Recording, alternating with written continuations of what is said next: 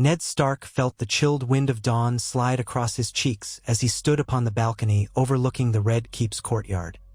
He drew in a slow breath of salt and stone, the tang of Blackwater Bay still drifting upon the early morning air. King's Landing was often stifling this time of year, but he had risen well before the sun, searching for solace in a place that would soon be thrumming with the noise and stir of court life. From this high vantage, Ned could see the massive walls, the labyrinth of corridors, the pointed towers that vanished in the gloom. It seemed impossible that beneath all that mortar and granite, an entire realm's fate might soon be reshaped by a secret so potent and so alive. He inhaled again, attempting to steady his mind against the truth he had learned only hours ago. A living dragon lay bound in one of the Red Keep's hidden vaults. Mere hours before, Varys had whispered the inconceivable rumor in that soft, measured tone of his. At first, Ned had hardly believed him, yet Varys's words had rung with that quiet sincerity that often proved more fearsome than any shout of a cornered man. Ned thought of his friend Robert Baratheon, now King Robert, a man who had spent half his life fighting to crush the Targaryen dynasty. How would he react to the knowledge that the symbol of Targaryen might, by some miracle, still exist? He told himself that it must be nothing more than a trick, or perhaps the wisp of a dream conjured by one of Varys's little birds. Yet the spider had sworn to it, and Ned had a deep reluctance to call any man a liar without proof. Each time Ned tried to imagine what the presence of a living dragon could portend, a tight coil formed in his gut. Duty compelled him to gather more facts, though every fiber of his being yearned to be done with these intrigues and half-truths. After all, a man's duty was as heavy as a mountain. He had been taught that by Jon Arryn, and his father had taught it before that. A Targaryen beast, imprisoned in the Red Keep, would do more than rouse old ghosts. It would arouse memories of the war. It could bring the rebellion's violent story back to life in a single, scorching breath. Below, the courtyard gradually filled with servants, stable boys, and wandering guardsmen. A fresh wave of clangs and echoes rose in the early hush, buckets on stone, footsteps searching for morning tasks, stray calls of the watch. The city beyond still slumbered, though Ned could spot the occasional flicker of a lantern in the distant sprawl of crooked rooftops. A few more minutes, and he would have to venture below to speak with Robert. He could not simply keep this secret locked in his own heart, yet he also dreaded unleashing such news on a man whose hatred for all things Targaryen burned with a fearsome intensity. His cloak snapped behind him when he turned. He moved quietly through the corridors, where shadows stretched long and ominous, the torches on the walls sputtering low. At this hour, only a few members of the Kingsguard roamed, and he exchanged brief nods with them. Ned's presence so early and so grim-faced might rouse their curiosity, but none would dare to question the hand of the king without cause. The vaulted ceilings of the Red Keep seemed almost oppressive in the dawn hush, but they housed more secrets than Ned could guess. The keep was built upon layers of old Targaryen design, tunnels and dungeons, hidden chambers that had once served the Mad King's darkest interests. Perhaps the existence of a dragon here was not so far-fetched after all. He descended to the small council chambers, where the tapestry-lined walls depicted half-forgotten wars and conquests. He found Robert slumped in a grand seat, looking as though he'd been roused from a fitful dream. The king wore a simple linen shirt, open at the neck, and his hair looked tousled and streaked with sweat. It was unusual to see Robert quite like this, vulnerable, perhaps, or simply unguarded in the hours before he became the boisterous huntsman or the stern monarch. Cersei was nowhere in sight, which was likely a blessing. The tension between her and Ned had begun to churn, though no outward blow had yet been delivered. Robert's eyes, bloodshot and half-narrowed, rose to meet Ned's. "I was told you have something urgent, Stark," he said, his voice rumbling. "Speak quickly, before my hunger forces me to break my fast. I can't rule a kingdom on an empty belly." Ned stepped forward, ignoring the gruff tone and the faint whiff of ale. "I had no wish to wake you, Your Grace, but the news I carry cannot wait. I beg you hear me." He cast a glance toward the pair of guards stationed by the door. Robert gave them a curt wave, and they departed. "Well," the king said once they were alone. Out with it then. Is it about the Targaryen girl across the sea? Has she birthed a demon, or grown scales and a tail? For a moment, Ned could not bring himself to speak. The rumor felt too raw, too impossible, and yet he could not conceal the truth. Your Grace, he began quietly, Varys has brought information to me, information that suggests there is a dragon in the Red Keep, a living dragon. It took everything in Ned not to flinch at Robert's thunderous bark of laughter. A dragon, he roared, slapping an open palm on the table so hard the wood trembled. A living dragon skulking about in my own halls? That spider's sense of humor is sharper than I thought. My king, Varys, does not jest, Ned insisted. He claims to have seen it himself. He says the beast is chained in a hidden vault deep beneath the keep. If it's a lie, I shall root it out soon enough, but if it's true, Robert's laughter died, replaced by a scowl. Spiders and shadows. The Targaryens have been dead in Westeros for near 16 years. We ended them, Ned. I ended them. What's left is across the sea, and let them rot there. Now you come telling me about a dragon inside my own seat of power. Ned felt the coil tighten again in his chest. Let me investigate, Your Grace. If there is any truth, we must act carefully. A living dragon would unnerve all the lords of the Seven Kingdoms. It is not just an emblem, but a weapon. If the Targaryens wish to reassert their claim. Bah! Robert growled, standing up. If there is a dragon, I'll have it killed. I'll mount its head on a spike right above the Iron Throne so no one mistakes who rules here. I have no fear of Targaryen whelps nor their monstrosities. He paced away, shoulders rolling beneath his shirt. Then he turned, eyes blazing. But you're certain Varys says he's seen it? If it's there, I want it found. I will search, Ned replied. Better I go in secret, or it will be all over King's Landing by nightfall. Robert grimaced in grudging agreement. Aye, see to it. And if you truly find it, let me know. He paused then, an odd flicker crossing his face. Perhaps he was recalling the horror that dragons once wrought upon this land, or the devastation brought by Targaryen armies in centuries past. Kill it at once, Ned, and do it swiftly. One breath of dragonfire in my city, and I'd never forgive it. Ned bowed low. I will do what must be done, Your Grace. But as he left, something gnawed at his conscience. Duty warred with honor in his thoughts. If the dragon was truly there, was it in fact a creature of the Targaryen line, or some wonder of old magic? And was killing it outright the only solution? He forced himself to push those troubling questions aside. The realm's safety was paramount. The threat of a dragon might undo everything Robert had built. He walked briskly into the corridor, though his heart felt heavier than before. The search would begin immediately, though not with a host of men. This had to be done quietly, lest rumors spread like wildfire through the city. Once talk of a living dragon broke free, it would be impossible to contain. The last thing Ned wanted was panic among the common folk, or worse still, the reemergence of Targaryen loyalists who might see this creature as a banner to rally around. Outside the small council chamber, he found Ser Jorah Castle waiting. Jorah's face was etched with concern. He could read Ned's tension like a book. Lord Stark, Jorah said quietly, is something amiss? Summon Tom and Desmond, Ned said in a hushed tone, referencing two of his more discreet men. We need to search the vaults beneath the keep, but I want as few words spoken as possible. A quiet mission? Do you understand? Jorah hesitated, then nodded. Aye, my lord. Shall we arm ourselves? Ned paused. Wear steel under your cloaks. Go lightly, but prepared. Then, in a lower tone, there may be something dangerous down there, Jorah.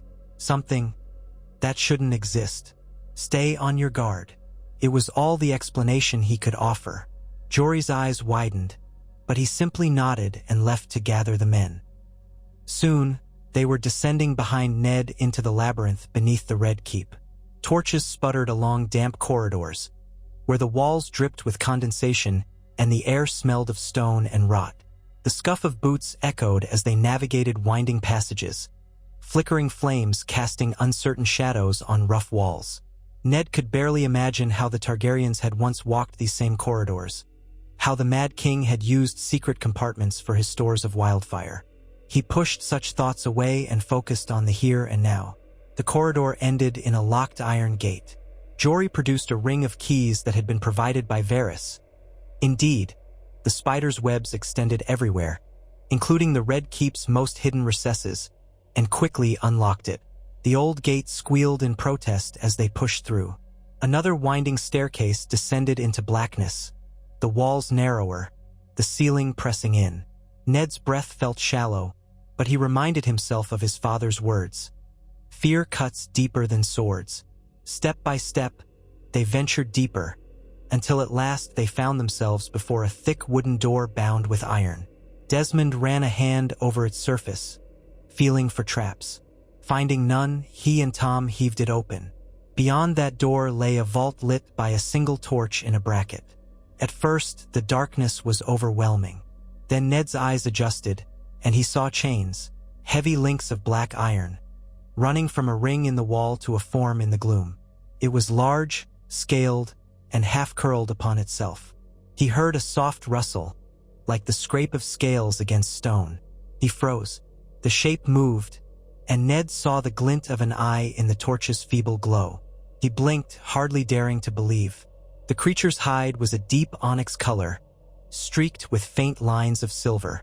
He could see folds of leathery wings pressed tight against its body, a sinuous tail that coiled around clawed hind legs. The chain was looped around the dragon's midsection, pinning it close to a stout iron post. And though the beast was not yet full-grown, its size was unmistakable, easily the length of 2 horses from snout to tail. A ragged breath escaped him. It was real. A living dragon, sleek and formidable even in its captivity. Distant memory stirred. Legends he heard as a boy of the Targaryen dragons, how they soared above King's Landing, raining down terror or forging the realm. Seeing one alive and bound was like gazing upon an impossibility made flesh.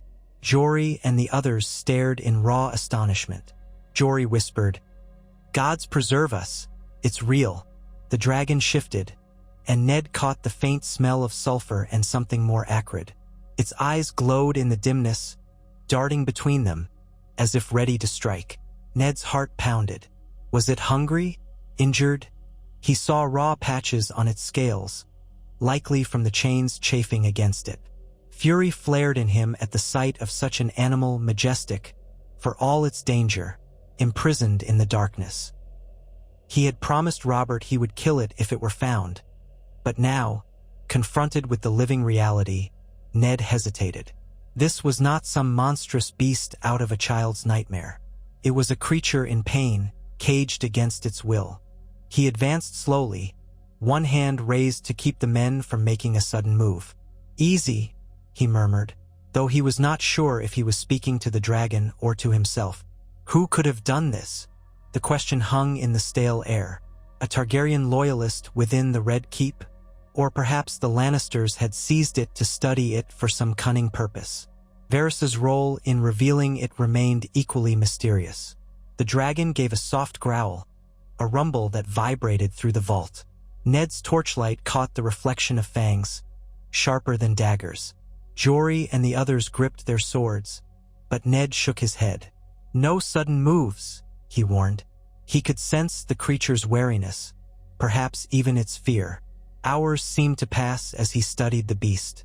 He stepped around the vault's perimeter, spotting old scraps of meat and bone. Someone had tried to feed it, but the stench suggested it had been done carelessly.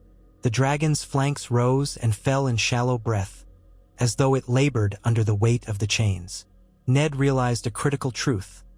Dragons, once they grew larger, could raise entire armies. Yet this one was still young, adolescent, perhaps. Even so, in time, it could become unstoppable. Robert would never allow it to live. The realm, stirred to fear, would cry out for its destruction. And that was precisely why Targaryen power had always been dreaded. Now, though, Ned felt conflicting forces pulling him in different directions. What would justice demand? What would mercy demand? "My lord," Tom said quietly. "Should we do it now? Quick and clean." He fingered his blade, though he looked pale. The king's orders were clear, yes? Ned thought of Robert's words. Kill it at once. Mount its head on a spike. But that was only one course. A memory flickered in his mind. The madness of the Mad King, the screams of his victims. The rebellion had begun to rid the world of that evil. Yet how could Ned kill a chained creature that had done nothing but exist? His sense of honor rebelled against the notion. Then he considered the bigger picture. Another Targaryen heir across the sea, Daenerys. If she ever learned that her kind had a living dragon in the capital, how might it embolden her cause? The realm could plunge back into war. He closed his eyes. "We do nothing yet," he said at last. "We take word back to the king, but I will speak to him myself. The rest of you will remain silent, as you would with any secret. Do you understand?" Reluctantly, they nodded. The tension in the vault was thick as they retreated, all the while keeping a wary eye on the coiled, wounded creature. Before leaving, Ned looked once more at those raw patches around its rib cage. The dragon's gaze flicked to him, filled with a cold, ancient kind of intelligence. It trembled faintly, as if uncertain whether these men were saviors or tormentors. When they finally emerged back into the corridor, Ned felt a wave of relief at the open space, away from the press of stone. Yet he could not quiet the roil of questions in his heart. Even as they climbed the stairs, he knew that bringing this news to Robert would be the beginning of a maelstrom. For if Robert insisted on the beast's death and displayed its carcass for all the realm to see, what message would that send? That the Targaryen threat, though crippled, still flickered in corners of the land? Might that ignite more support for the exiled Targaryens? Or would it strengthen Robert's hold? Ned could not say. All he knew was that, in his heart, he did not wish to kill a chained beast. He returned to his chambers, sending Jory and the others away to wash and rest. The day was brightening, so he had only a short respite before court matters would summon him. He washed his face in cool water, trying to purge the dark images from his mind, but they lingered. He recalled the first time he saw Robert after the war, standing victorious upon the field with the Targaryen standard beneath his feet. How righteous and potent the new king seemed. Yet the years had changed him, whittled away at the edges of his better nature. A messenger arrived, summoning Ned to the throne room. It was time for the daily audience, and the king would require his hand at his side. Ned's appetite had vanished, but he took a moment to break a small loaf of bread and sip a cup of watered wine. Then, with a last deep breath, he donned a fresh tunic and cloak, pinned the direwolf sigil to his breast, and went to face the day. The throne room was already bustling. Peter Baelish was there, leaning lazily on one of the columns, a faint smirk tugging at his lips. Grand Maester Pycelle stood off to the side, stroking his long white beard, looking half lost in thought. The King's Guard, resplendent in their white cloaks, flanked the iron throne, while Robert sat slouched upon it, looking impatient.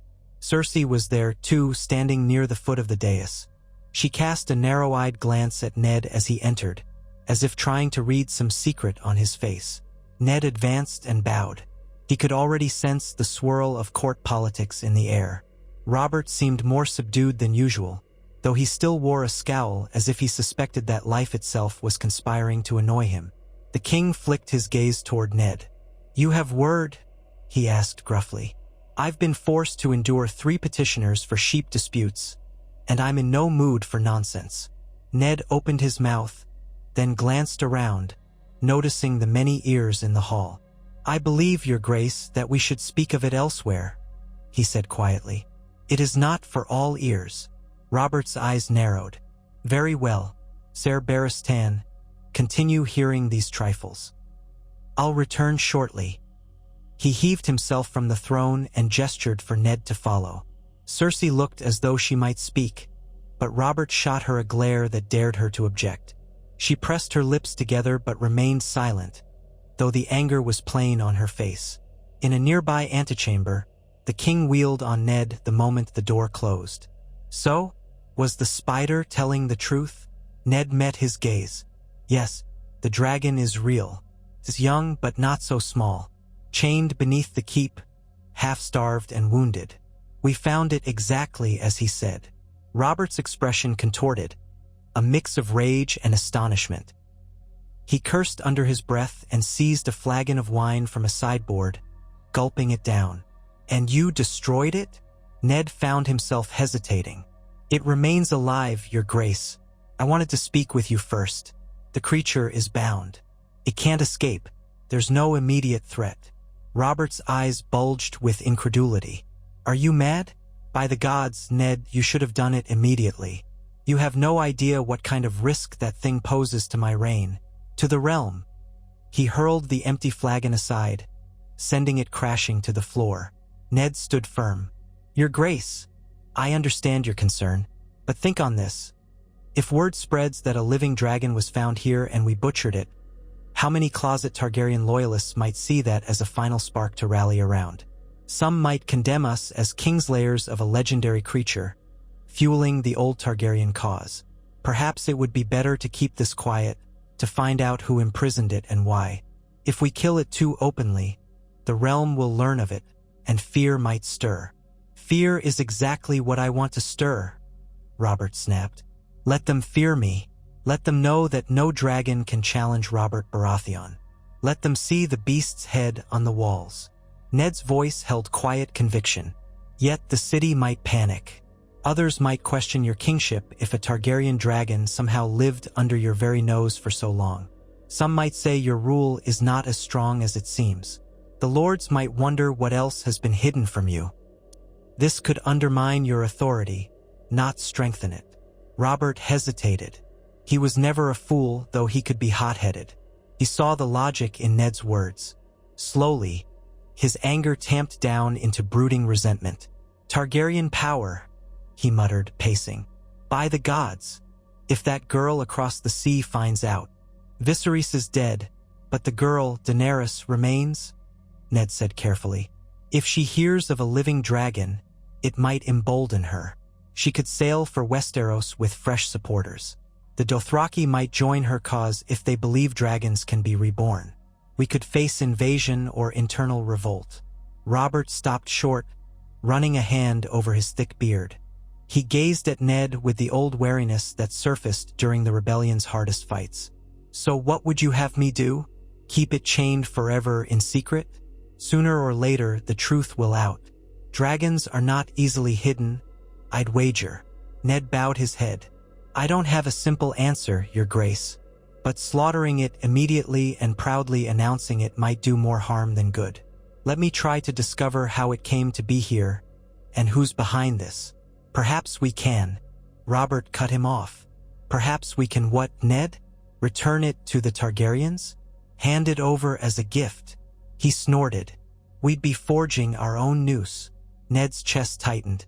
"I don't suggest we give it away, but let us keep it quiet for now. We do nothing rash until we know all the pieces.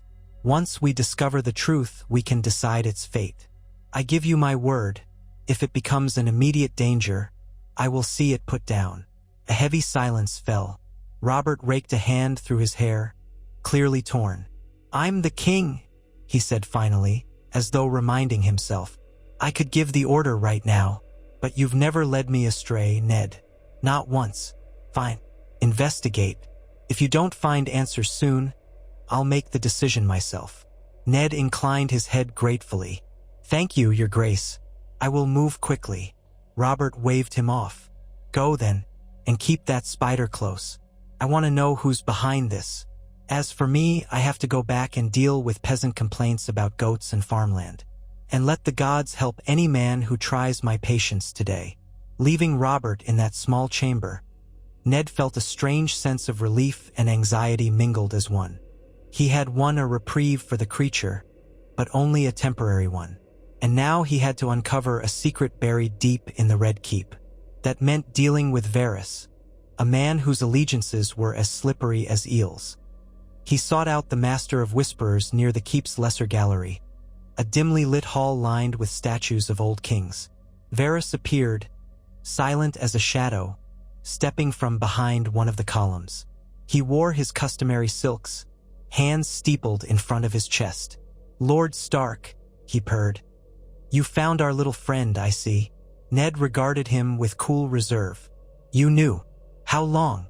Varys bowed his head, as though in apology.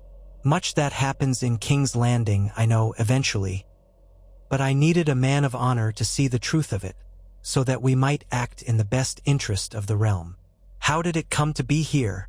Ned demanded. "Which Targaryen loyalists have their hands in this?" Varys parted his lips, letting out a theatrical sigh. "Alas, the story behind the dragon's presence is as twisted as the tunnels below. It seems that certain individuals believed a living symbol of House Targaryen might help restore the rightful monarchy. These individuals, some lords, some not, used their cunning and gold to acquire a dragon egg from across the sea. They hatched it in secret and smuggled it to King's Landing. They planned to keep it hidden until such time as Daenerys Targaryen or her brother might return to Westeros with enough strength to launch a rebellion." Ned's stomach churned. "They meant to use it as a weapon." "Yes and no," Varys mused. "The presence of a dragon is itself a potent rallying cry, especially for those who still cling to the Targaryen name. But a dragon also needs training, feeding, careful handling. It seems these conspirators were ill-prepared for the challenge. Eventually, disagreement and fear set in. Some wanted to kill the creature and hide the evidence.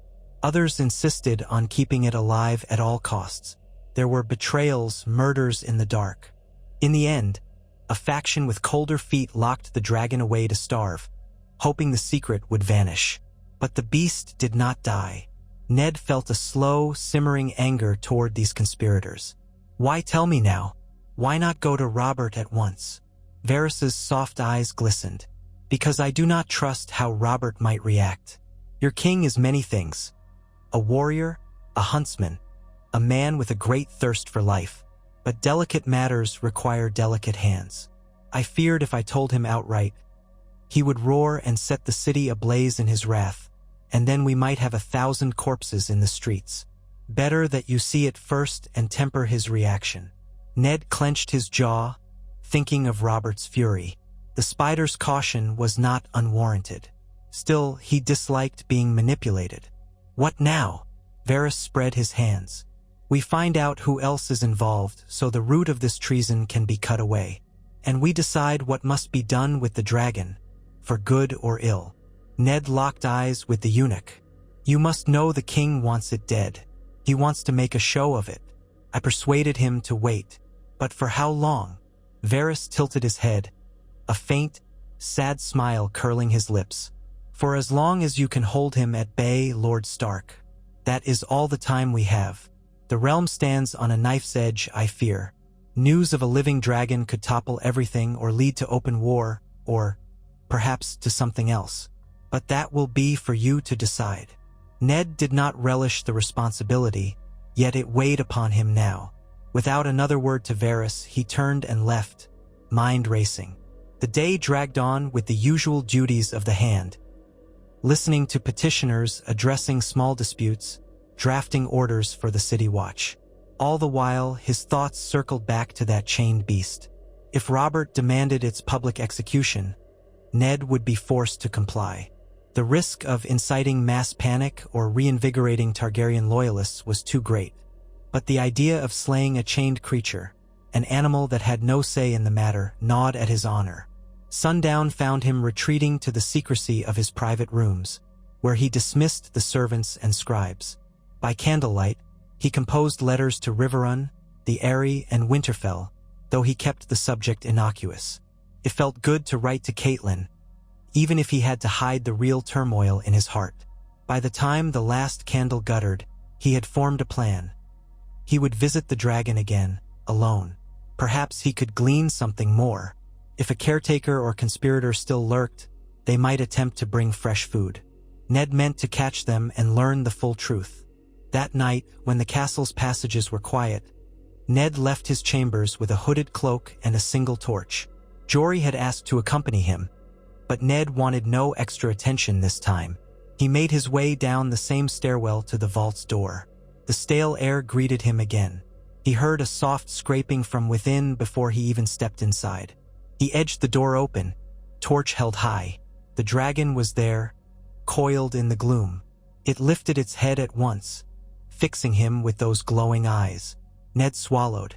In the flickering light, he could see that the chain had cut deeper into its hide, leaving crusted blood at the edges of raw scales. The creature looked thinner, too, as though it had been neglected for days. It hissed softly. Ned approached with caution, circling wide. He noticed a small wooden bucket with rancid meat scraps. The smell made him wince, and the dragon's nostrils flared. It seemed agitated, perhaps hungry. "Easy," he murmured, keeping his voice calm, though he felt foolish speaking to it as if it were a house pet. But the dragon's eyes glinted with that strange intelligence again. He set his torch into a sconce on the wall and crouched near the bucket. The meat was foul, barely fit for dogs. "7 hells," Ned muttered. He used his dagger to push the rancid scraps closer to the dragon's snout. "You deserve better than this," he said under his breath, though he knew not whether the beast understood. A low rumble emerged from its throat. It turned its head away from the spoiled meat, as if in disgust. Ned realized it might be starving, but it would not eat rotted flesh. Perhaps it had some primal sense of self-preservation.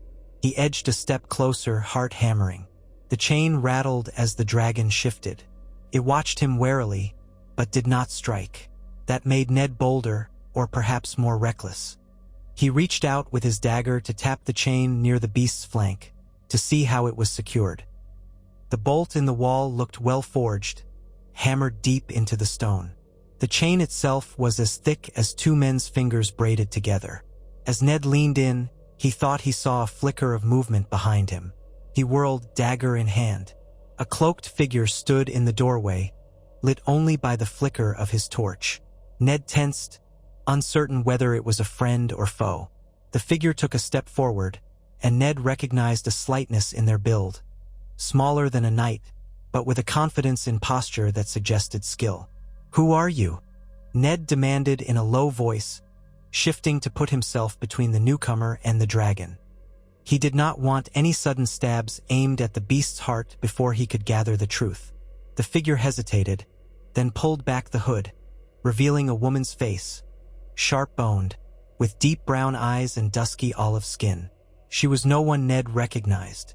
Her hair was cut short, curling at her collar. She had the bearing of someone used to stealth. "I feed it," she said, her accent faintly associated. "Or I did, until they locked me out." Ned kept the dagger ready. "Who locked you out?" "Men loyal to the crown, or so they claimed. But they never let me speak to your king. I was hired by those who smuggled the egg across the sea. I helped them hatch it. But then, there was discord, yes? Treachery. Some wanted to kill it. Others wanted to keep it alive. Blood was spilled." She swallowed hard. "I only wanted to save it. So they locked me away too for a time. I escaped. Now I come back in the shadows, trying to bring something for it to eat." She gestured to the rancid bucket with distaste. "They used to let me give it fresh goat or lamb, but no longer." Ned studied her, mind racing. This woman must be one of the last direct caretakers of the dragon. She could be crucial. "How do I know you speak the truth?" She met his gaze steadily. "You do not, but I will not harm you or the creature. I have risked my life to see it survive. I stand unarmed." She held up empty hands. He glanced at her palms, seeing no weapon. He weighed his next words carefully. If he turned her over to Robert, she might be tortured or executed as a Targaryen conspirator. But she was the only one who might hold knowledge that could prevent further bloodshed. Finally, Ned lowered his dagger. "What is your name?" She dipped her chin.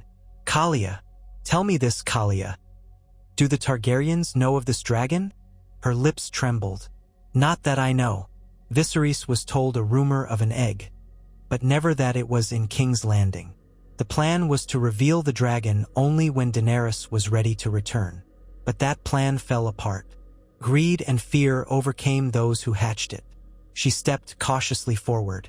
"It must have fresh meat. It will die otherwise. The chain is too tight. It is hurting the creature." Ned backed up, giving her space. If I allow you to free it or even to loosen the chain, do you realize what that means? A dragon loosed in the Red Keep could burn half the castle before we stopped it. She lifted her hands, pleading.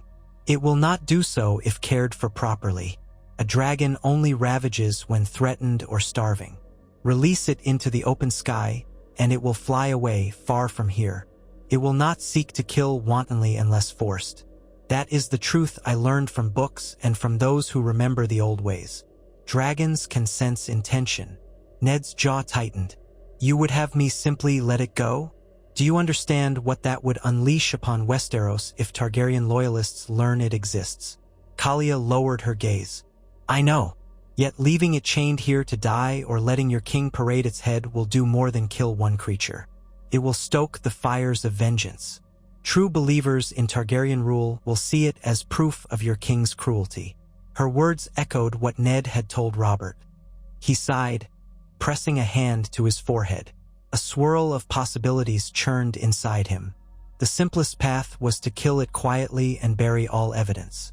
But that felt a coward's way, and the risk might remain if Targaryen loyalists had already spread word. Another option was to let it go clandestinely, perhaps letting the creature fly off across the sea. But if it joined Daenerys, that might well provoke a devastating invasion. Kalia studied him, reading the turmoil in his face. You are a man of honor. They say that in the city. Could you do it? Could you kill a chained, helpless beast? Ned looked at the dragon. Its flank rose and fell unevenly, as though each breath cost it pain. He pictured himself raising ice, his greatsword, to behead it. A chain rattling in the darkness. A foreign caretaker kneeling on the floor. He hated the vision. What do you propose, Kalia? He asked quietly, aware of how strange it was to consult a stranger about the fate of the realm. She stepped nearer, voice trembling with urgency. I can coax it to remain calm. If you loosen the chain enough to stop its pain, feed it properly, you can keep it from lashing out for a time. In that time, you might make your inquiries, talk to your king, weigh your options. But let us not let it die in agony or be used as a trophy. Please, the dragon is blameless in the schemes of men. Ned grimaced. He felt the old sense of duty that had once driven him to guard innocence. Could he extend that sense to a dragon, the living symbol of a dynasty that once tormented the realm? He thought of his father, the man who taught him that true honor often demanded kindness as well as strength. All right, he said at last. But if it shows any sign of aggression that threatens innocent lives, I will not hesitate to end it. Kalia nodded quickly, relief flooding her features. I understand. Let me approach. Ned allowed her to move past him. She cooed softly in a strange tongue that Ned did not recognize. The dragon watched her with those slitted eyes, its tail flicking.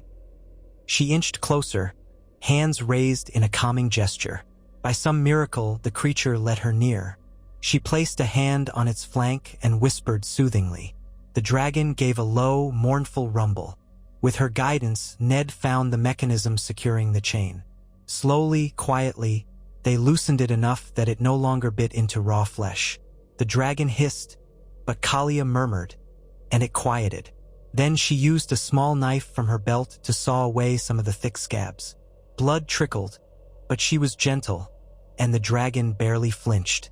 When at last the chain was less constrictive, the creature's breathing eased, and it settled in exhaustion. Kalia turned to Ned. We must bring it fresh meat soon, else it will weaken further. Ned nodded. I'll handle that, but keep your presence secret. If you're found here, the king will have your head. He sees all Targaryen loyalists as traitors. She bowed her head. I am no loyalist to kings, Targaryen or otherwise. My loyalty is to dragons, and to the knowledge they represent. Ned said nothing, merely gathering his torch. He gave her one last look. I will return with supplies. You remain with it for now, but do not stray beyond this vault. If anyone discovers you, say nothing. She agreed, and Ned slipped out, mind a-whirl with the enormity of what he had just done. He had defied Robert's direct order to kill the dragon if it was found, and instead was now tending to it. If this were discovered, it could mean open conflict between him and the king. Yet he could not shake the sense that to kill a chained beast, especially in secret, would be an act of cruelty that would haunt him. This was no mere dog or horse, but the last known dragon of House Targaryen. Its very existence shifted the balance of power in the realm. At dawn the next day, Ned arranged a quiet delivery from the kitchens. Cuts of fresh lamb and goat offal, wrapped in burlap. He told the kitchen servants it was for direwolves, a plausible enough explanation given his northern roots. He personally carried the parcel down, ignoring the bewildered glances of a few watchers. Once there, he found Kalia dozing on the cold floor, her back against the dragon's flank. She woke at his arrival, blinking in alarm until she recognized him. "Feed it," Ned said, setting the package down. He felt a strange sense of solemnity, as if they were performing a forbidden rite. She unwrapped the fresh meat, the scent of blood filling the vault. The dragon stirred at once, lifting its head, nostrils flaring. Kalia tossed a chunk toward it, and it snapped the morsel out of the air with a flash of teeth. Ned watched, equal parts awe and caution. The creature devoured the meat, swallowing with a reptilian gulp. A soft rumble escaped its throat, not quite a growl, perhaps gratitude. Over the next days, Ned returned whenever he could steal a free moment, always bringing fresh meat. He discovered that the dragon's health improved rapidly, color returning to its scales, eyes growing brighter. Each time, Kalia was there, tending to it with a gentle competence. She dressed the raw wounds, wiping away old blood, speaking in that low, musical language that seemed to calm the beast. Ned, for his part, questioned her about the conspirators who had brought the dragon to King's Landing. She provided names in bits and pieces: a minor noble from the Crownlands, an associate smuggler with ties to Pentos, a merchant who had once served the Targaryens. Many of them were now dead, killed in a power struggle among themselves. A few might still be in the city, hiding in plain sight or bribing certain officials to keep their secrets. Ned relayed all this discreetly to Varys, who promised to root them out. Meanwhile, Robert grew impatient. He cornered Ned more than once, demanding progress. Each time, Ned told him they were closing in on the conspirators, and that the beast was still secure. "Let me see it," Robert said on the third occasion. "I want to see the bloody thing for myself." Ned swallowed hard. "Your Grace, I fear it might be a trap, or that the conspirators might have laid snares. Give me one more day to ensure your safety." Robert's face darkened. "One day, Ned. Then I go down there, with or without your men." Ned had bought a single day's grace. That night, in the vault, he and Kalia faced the grim reality. Once Robert saw the dragon was healthy and not on the brink of starvation, his rage might flare anew, demanding its immediate execution. "We must decide," Ned said, pacing. "If he goes down there, sees how strong it is, he'll command it be killed." Kalia nodded, eyes filled with worry. She gently stroked the dragon's neck, and the creature leaned into her touch with surprising docility. "Is there no way to show him that the beast can be controlled?" Ned let out a humorless laugh. "Robert's hatred for Targaryens runs too deep. The moment he sees it, he'll remember the war, Rhaegar, everything. He won't listen to reason. It's a threat to his throne." Kalia's brow furrowed. She said at the dragon, "Then perhaps we must free it." Ned froze. "Free it? Where? In the city?" She shook her head. "No. We must lead it out of the castle in secret and let it fly. Can fly now, at least enough to escape. Dragons do not require much prompting once they taste the open air. Then it will be gone, and your king will find only an empty chain." Ned's mind reeled. The notion was madness. Sneaking a dragon out of the Red Keep under Robert's nose? The risk of discovery was enormous.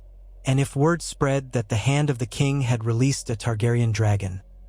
No, the consequences would be dire. But if he did nothing, the beast would die. He found himself torn between loyalty to Robert and the sense of right that had guided him all his life. He pictured the cruelty of the Mad King, the death of Brandon and Rickard Stark. That was Targaryen cruelty. Yet this beast had no part in those crimes. He closed his eyes, wrestling with the fear of betraying his friend. "I have no wish to be a traitor," he said quietly. "Yet I cannot see an honorable way to kill this creature in chains. It galls me."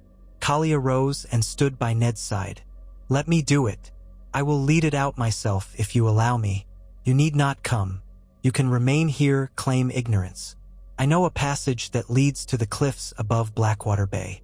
If we time it right, near dawn or dusk, there will be fewer watchers on that side. The dragon and I can slip away, and once it's in the sky, none can catch it." Ned's fists tightened. He thought of Robert's reaction if the dragon vanished. He would suspect treachery, but Ned could feign ignorance or blame the hidden conspirators. Yet that would be a lie, and Ned Stark was a poor liar. Still, he was cornered by his own code, the knowledge that slaughtering a bound beast was an act he could not live with. "All right," he said at last, voice low. "Tonight, near dawn, I'll distract the sentries. You do what must be done. But you cannot remain in King's Landing once it's free. You'll have to vanish with it, or find your own path out of the city before the day breaks. My men will be searching the keep high and low once Robert discovers the creature gone." Kalia's relief was evident. "I understand. I will find passage on a ship if I can, or flee on foot. I have no wish to remain here. My only purpose was to keep it alive." Ned found his throat tight. "So be it." That night, Ned arranged with Jory to have certain guards switched at critical posts, citing the need for a private inspection of the dungeons. Meanwhile, Kalia readied the dragon. She softly coaxed it to move, checking that its wings were strong enough for flight. It was not fully grown, but it possessed enough muscle to take to the air for at least a short distance. She even tested its fire breath on a piece of cloth, and Ned saw a jet of pale flame erupt from its jaws, scorching the rag to cinders. The appointed hour arrived. The keep was mostly asleep, save for a few roving patrols. Ned led Kalia and the dragon through twisting back corridors, carrying only a single shuttered lantern. The beast walked on its four limbs, tail swaying behind, wings folded. It let out soft huffs, as if uneasy in these enclosed spaces, but did not resist. Kalia spoke soothingly in that unknown language, guiding it around corners and up narrow stairs. At one point, they nearly stumbled upon a trio of Lannister guards. Ned quickly motioned for Kalia to snuff out the light. The corridor was dim, but the flicker of torches drew nearer. Heart pounding, Ned pressed himself against the wall, hand on his sword. If the guards turned the corner, they would find a dragon's silhouette. The realm would erupt in chaos. But fate was on their side. The guards continued straight, their voices fading. Ned released a breath he hadn't realized he was holding. At last, they reached an old door that opened onto a secluded balcony near the southern side of the keep, perched above a sloping cliff that overlooked Blackwater Bay. The wind whipped across them, carrying the smell of salt and sea. Ned gripped the latch and opened the door slowly. Outside, the moon was hidden behind thick clouds, leaving only starlight to illuminate the black waters below. Kalia and the dragon stepped onto the balcony. The beast sniffed the air, shifting with barely contained excitement, wings rustling. Ned stood back, feeling the rush of the moment wash over him. He was about to free the last dragon in Westeros, a creature that symbolized the house his best friend had fought to destroy. He told himself there was no other honorable choice. Kalia touched Ned's arm briefly, gratitude in her eyes. "I'll release it from here. Once it takes flight, I will make my way down the cliff path and flee. Whatever lies beyond, I will face it. Thank you, my Lord Stark." Ned's words caught in his throat, but he nodded. "Go quickly. May the gods be with you." Kalia moved to the dragon's side. Gently, she unfastened the final loop of chain around its midsection. The beast stretched, arching its neck.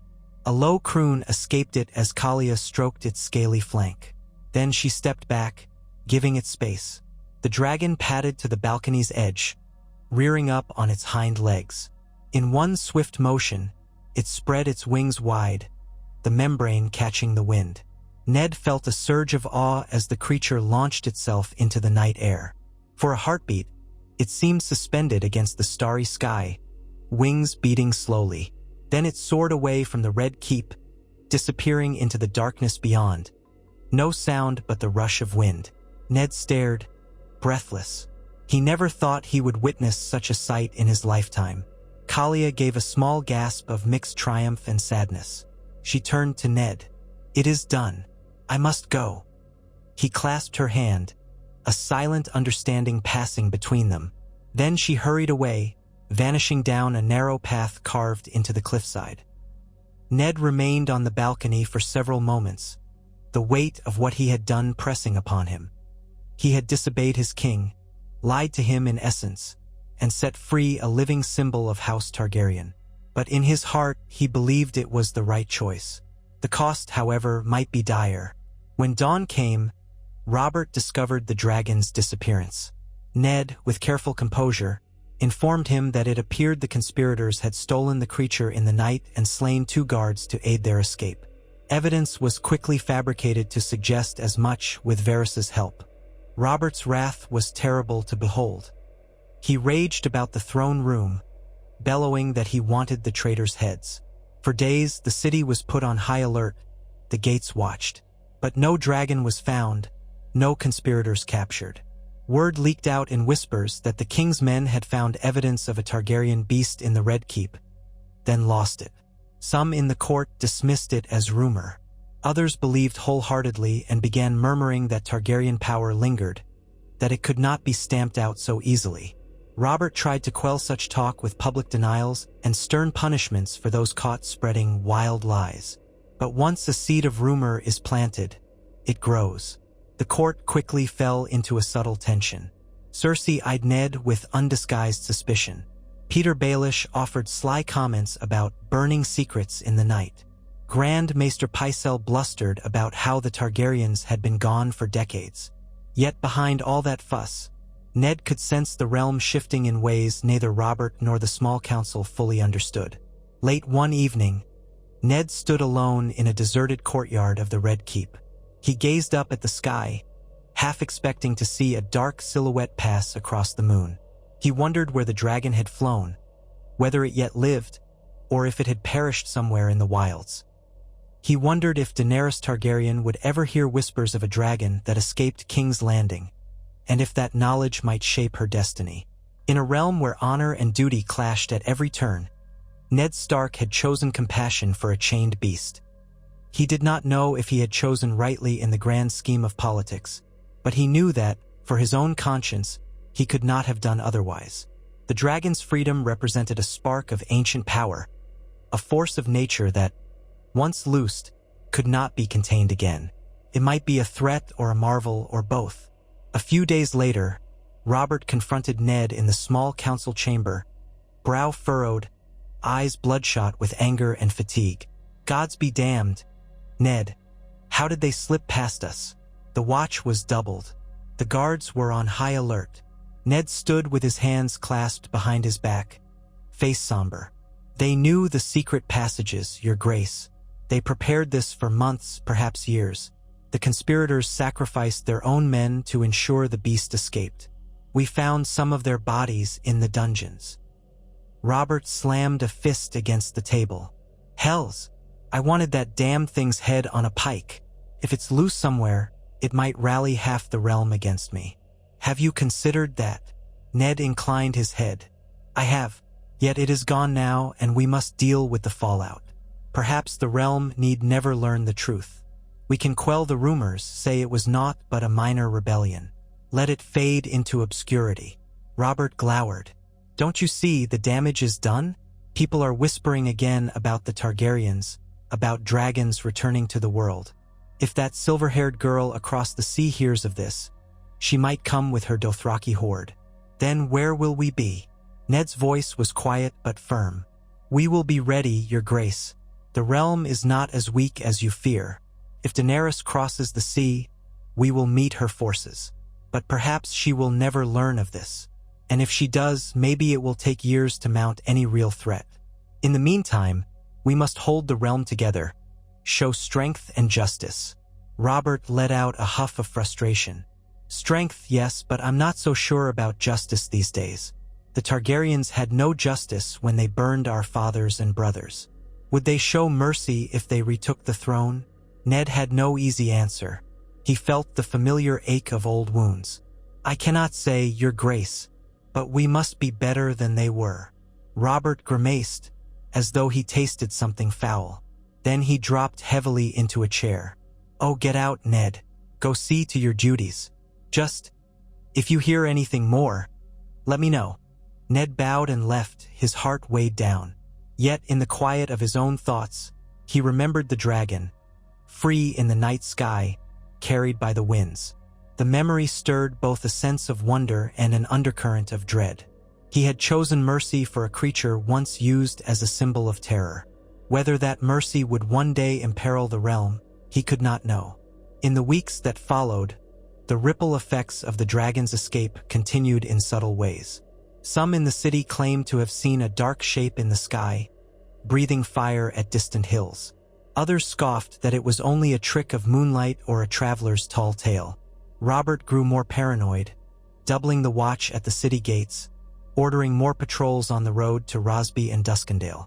The tension between Ned and Cersei escalated, though no open confrontation emerged yet. She suspected Ned of withholding information, but lacked proof. Meanwhile, Varys quietly reported that the conspirators who once plotted to use the dragon were either dead or scattered, their cause in disarray. Ned took small comfort in that. Even if the conspirators were gone, the realm had tasted a whiff of Targaryen power once more, and that taste could linger, waiting for the right spark to burst into flames. The day might come when House Targaryen attempted to reclaim the Iron Throne with the help of a living dragon. If so, Robert would know betrayal had blossomed under his own roof. For now, though, the city carried on. The markets bustled, the nobles squabbled, the tournaments and feasts proceeded as though nothing had changed. The realm's memory was short. A hush fell over the entire affair, half-forgotten rumors soon replaced by fresher gossip. Scandals in the royal family, marriages among high lords, the usual intrigues of court. But in Ned Stark's dreams, sometimes he saw the dragon as it soared away from the Red Keep, wings outstretched against a pale moon. He felt again that surge of awe and hope, mingled with a guilt he could not entirely banish.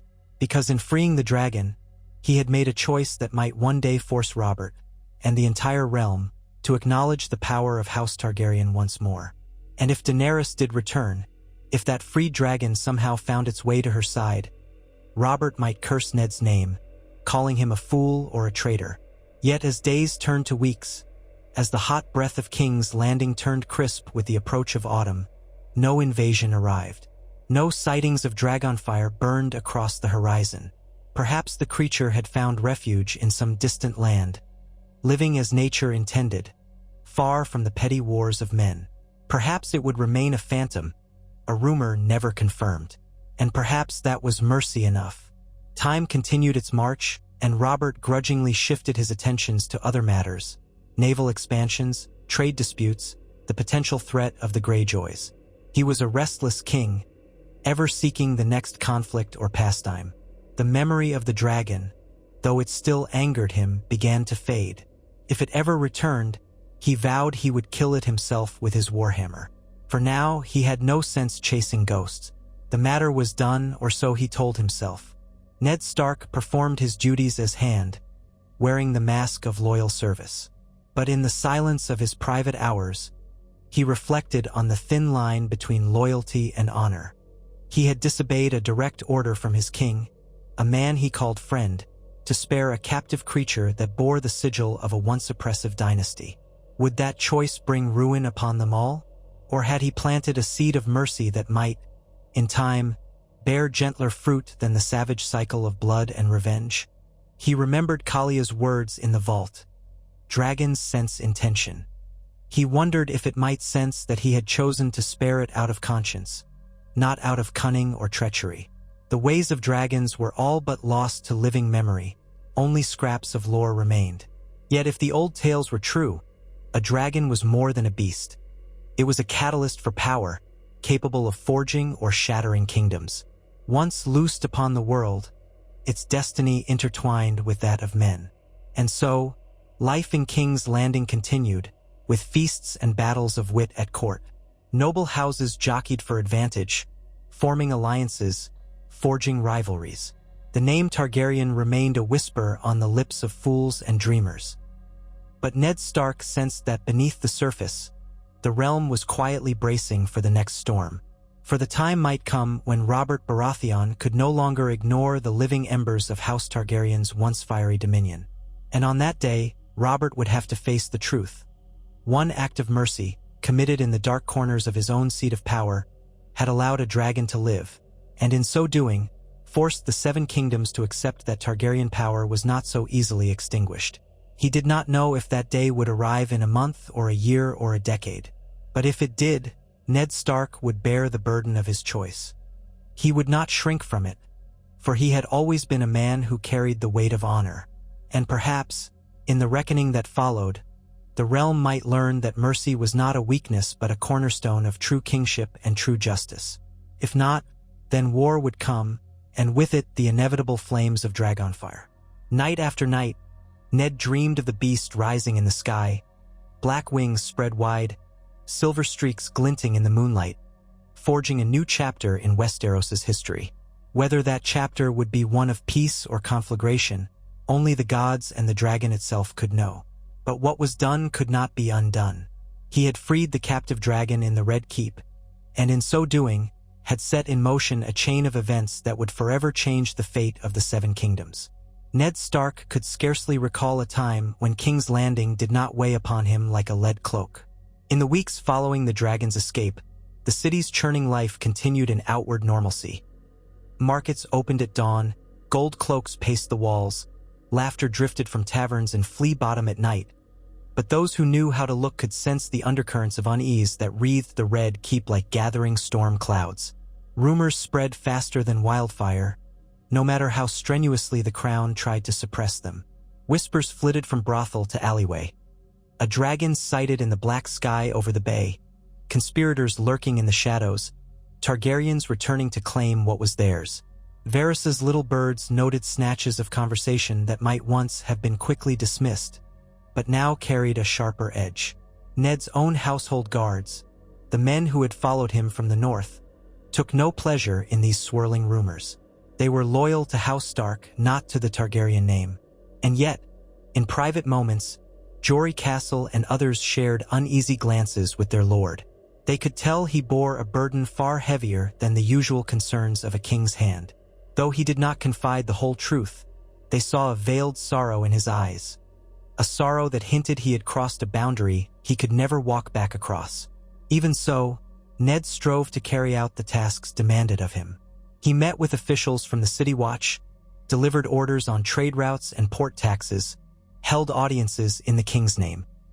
At each new sunrise, he told himself that the realm's peace hinged on stability. He told himself that he had acted in mercy, releasing a chained and wounded creature that had been no threat until men sought to wield it as a weapon. And, on a deeper level, he told himself that if the Targaryens ever returned to Westeros, it would not be because one half-grown dragon had lived to see the open sky. But some nights, when sleep eluded him, Ned questioned whether he had allowed old wounds, Robert's personal hatred, the memory of the Mad King's cruelties, to decide a living creature's fate. Had he meddled with something far greater than a single beast's life? It was not the first time his sense of honor had carried him into uneasy waters, and he doubted it would be the last. Robert himself remained furious. He wanted someone, anyone, to blame for the dragon's disappearance and the bloodshed in the Red Keep's vaults. 2 guards had been found dead, staged by Varys's agents to cement the story of conspirators' infiltration, and Robert howled for justice. He demanded leads and confessions. He demanded that every Targaryen sympathizer in the city be rooted out. He browbeat the small council for better information, cursing at Pycelle, glowering at Peter Baelish's dry quips, roaring at Varys's measured tones. During these tirades, Ned forced himself to speak in calm, measured phrases. "Your Grace," he would say, "we have uncovered more threads of the plot. The conspirators were a disorganized band, many already slain by each other's knives. Those who fled must be few. We will find them. It was not untrue, for the conspirators had indeed turned on one another months ago, leaving a handful alive at most. Ned simply omitted the part about having personally ensured that the dragon found its freedom. Robert glowered. And in the meantime, what if this so-called Targaryen beast roams the crownlands, picking off livestock and terrifying my folk? We have no credible reports of that, Your Grace, Ned answered. No burnt pastures or missing herds. The Alcove sightings may be naught but rumor. The creature may already be far gone from these shores. We continue to monitor the outlying villages. Robert tossed back goblets of wine and clenched his jaw in frustration. I should have ended it the instant we heard of it, he muttered. Dragons bring only death and war. The king's resentment hung over Ned like a shadow. It threatened to crack their once solid friendship, that bond forged during the rebellion. Yet Ned endured, hoping that with the passage of time, the matter would fade from daily thought. Men were quick to shift focus onto new concerns, after all, and so it seemed for a while the city had other problems. Food prices rose as harvests came in light. Lords quarreled over boundary lines. As the swirl of local politics carried on, other tensions brewed beyond the Red Keep's walls. The Lannisters, firmly entrenched in their golden seats of power, pressed Robert to spend the crown's coin in ways that favored them, or to show them special privileges. Tywin Lannister, the towering lord of Casterly Rock, had not come to King's Landing but worked through his children, Cersei and the freshly minted knight of the Kingsguard, Jaime. Cersei moved about the court with her usual cunning and venom, her green eyes always watchful. Ned sensed that she, too, was searching for the deeper truth of the dragon fiasco. Once or twice, she cornered him in a corridor or at a royal feast, letting slip a barbed remark. I do wonder, Lord Stark, how a hodgepodge of petty schemers might outwit your watchful eyes so completely. She sipped her wine with feline grace. And how the greatest hunter among us, my husband, could fail to claim such a trophy when it was chained under his own roof. Ned met her gaze without flinching. Some conspiracies thrive on secrecy, Your Grace. It is a skill they must cultivate or face the headsman's block. Her smile did not reach her eyes. Indeed, but if one is determined enough, no secret can hide forever. Wouldn't you agree? He inclined his head stiffly. Yes, my lady. She left with a swirl of silk, the faint perfume of roses trailing behind her. Ned knew the threat in her words. So long as the truth behind the dragon's disappearance remained uncertain, Cersei would keep prying. If she uncovered that Ned Stark himself had orchestrated its release, she would have a weapon more devastating than any blade. Robert's wrath would be a lesser danger compared to the political cunning of the Queen and her powerful father. Yet Ned held to the conviction that he had done right. He steeled himself against doubts. Day by day, he continued the work demanded of the hand, addressing royal charters, overseeing the finances, ensuring the city watch was properly manned. He took little satisfaction in the tasks, but routine was a shield against self-recrimination. Then fresh tidings arrived from beyond the narrow sea, carried by merchants and travelers from Pentos.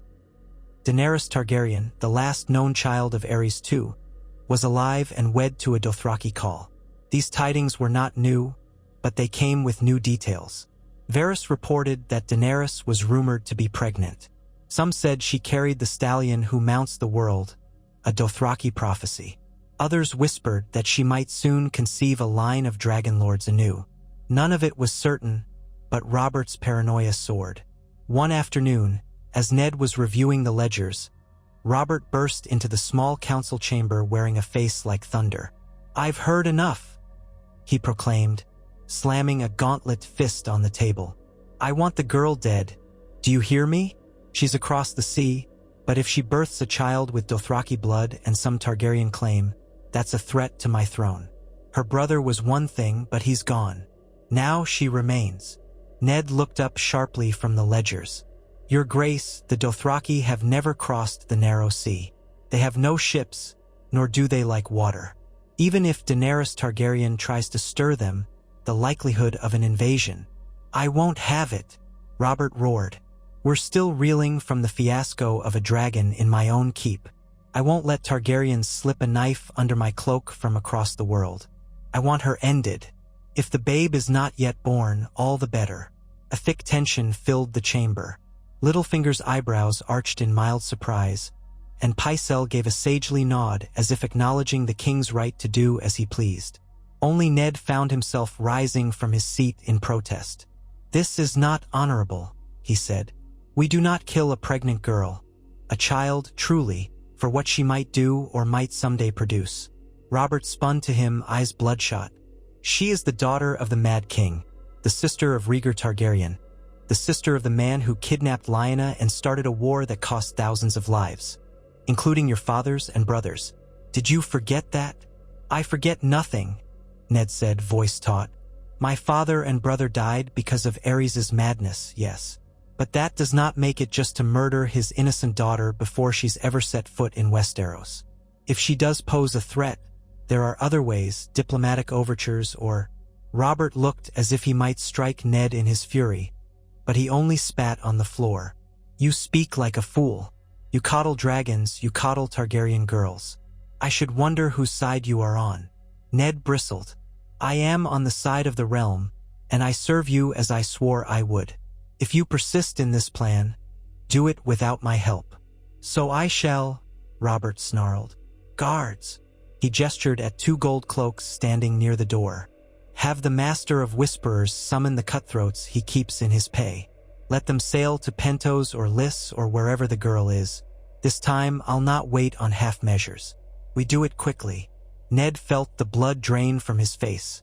If Robert truly ordered Daenerys Targaryen's assassination, it would be a deed to stain the crown's honor forever. It would also stoke fury among whatever Targaryen sympathizers still hid in the corners of the realm. And if the rumor of a living dragon was not yet fully believed, an outright murder of the last Targaryen princess would only bolster those who saw Robert as a usurper. But Ned could see that his friend, once so jovial, was now driven by old hatreds, nightmares of the past he could not vanquish. He left the council chamber in a grim mood. At the corridor's end, Varys glided from behind a pillar. The eunuch's expression was as placid as a moonlit pond, but Ned saw something akin to weariness in his eyes. "I feared the king might demand this," Varys said. "What do you intend?" Ned asked, voice hushed. "I am but a loyal servant of the realm," Varys answered in his soft tones. "I will see to it that the king's commands are carried out, or appear to be carried out."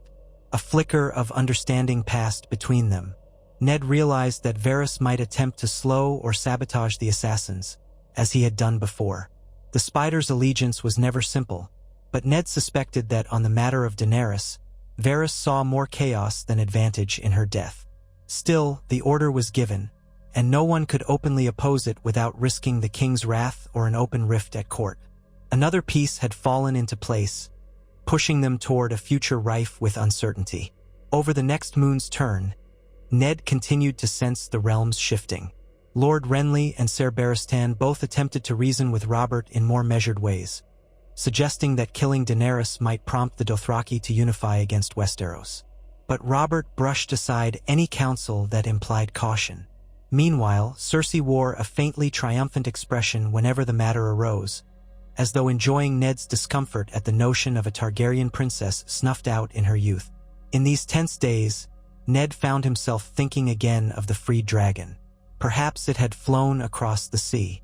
If so, might it find Daenerys someday? Could that single living creature unite her cause and transform her from a timid exile into a true challenger to the Iron Throne? He tried to banish the thought, for it only increased his guilt. He reminded himself that the Mad King had been monstrous, that Rhaegar had started a war, and that Daenerys might carry that same Targaryen arrogance, as well as the madness that sometimes plagued her bloodline. Yet every time he pictured the stench of that dungeon vault, the raw wounds on the beast's side, he remembered that it had done no harm of its own volition. No child chooses to be born of a cruel father, and no beast chooses to be hatched in a pit of conspirators. The pang in his conscience did not fade, and he found little comfort at Robert's court. The only solace was in the letters he received from Winterfell. Catelyn wrote of the changing season, of how Bran's recovery was slowly progressing, though the boy would never walk again. Robb was growing into his responsibilities as the elder son of House Stark, while little Rickon grew fiercer by the day. Arya was practicing swordplay under the watchful eye of her dancing master, Syrio Farrell. Sansa wrote excitedly of the days to come when she might marry a prince, though in these last letters, Sansa's girlish fantasies about Prince Joffrey seemed more uneasy than before, as if something about him disturbed her. Those letters were Ned's anchor. They reminded him of the simpler life in the north, where an honest man's word still held weight, and where the only dragons were the carved stone heads in old crypts, half forgotten. But King's Landing was a crucible in which everything pure melted away under the heat of intrigues. It was not long before Ned realized that his personal anxieties were only one thread in a tapestry of looming troubles. One day, Peter Baelish approached him with a sly grin. "You wear your cares openly, my lord. Are you still thinking about that dear missing dragon? Or has another matter set your honor ablaze?" Ned regarded Littlefinger coolly. "I've no desire to bandy words with you, Lord Baelish, unless you have something of substance to discuss." Peter laughed softly. "Substance? In the halls of the Red Keep, the only substance is information. I happen to have some. Whether it proves valuable depends on your willingness to reciprocate." Ned frowned. "Speak plainly.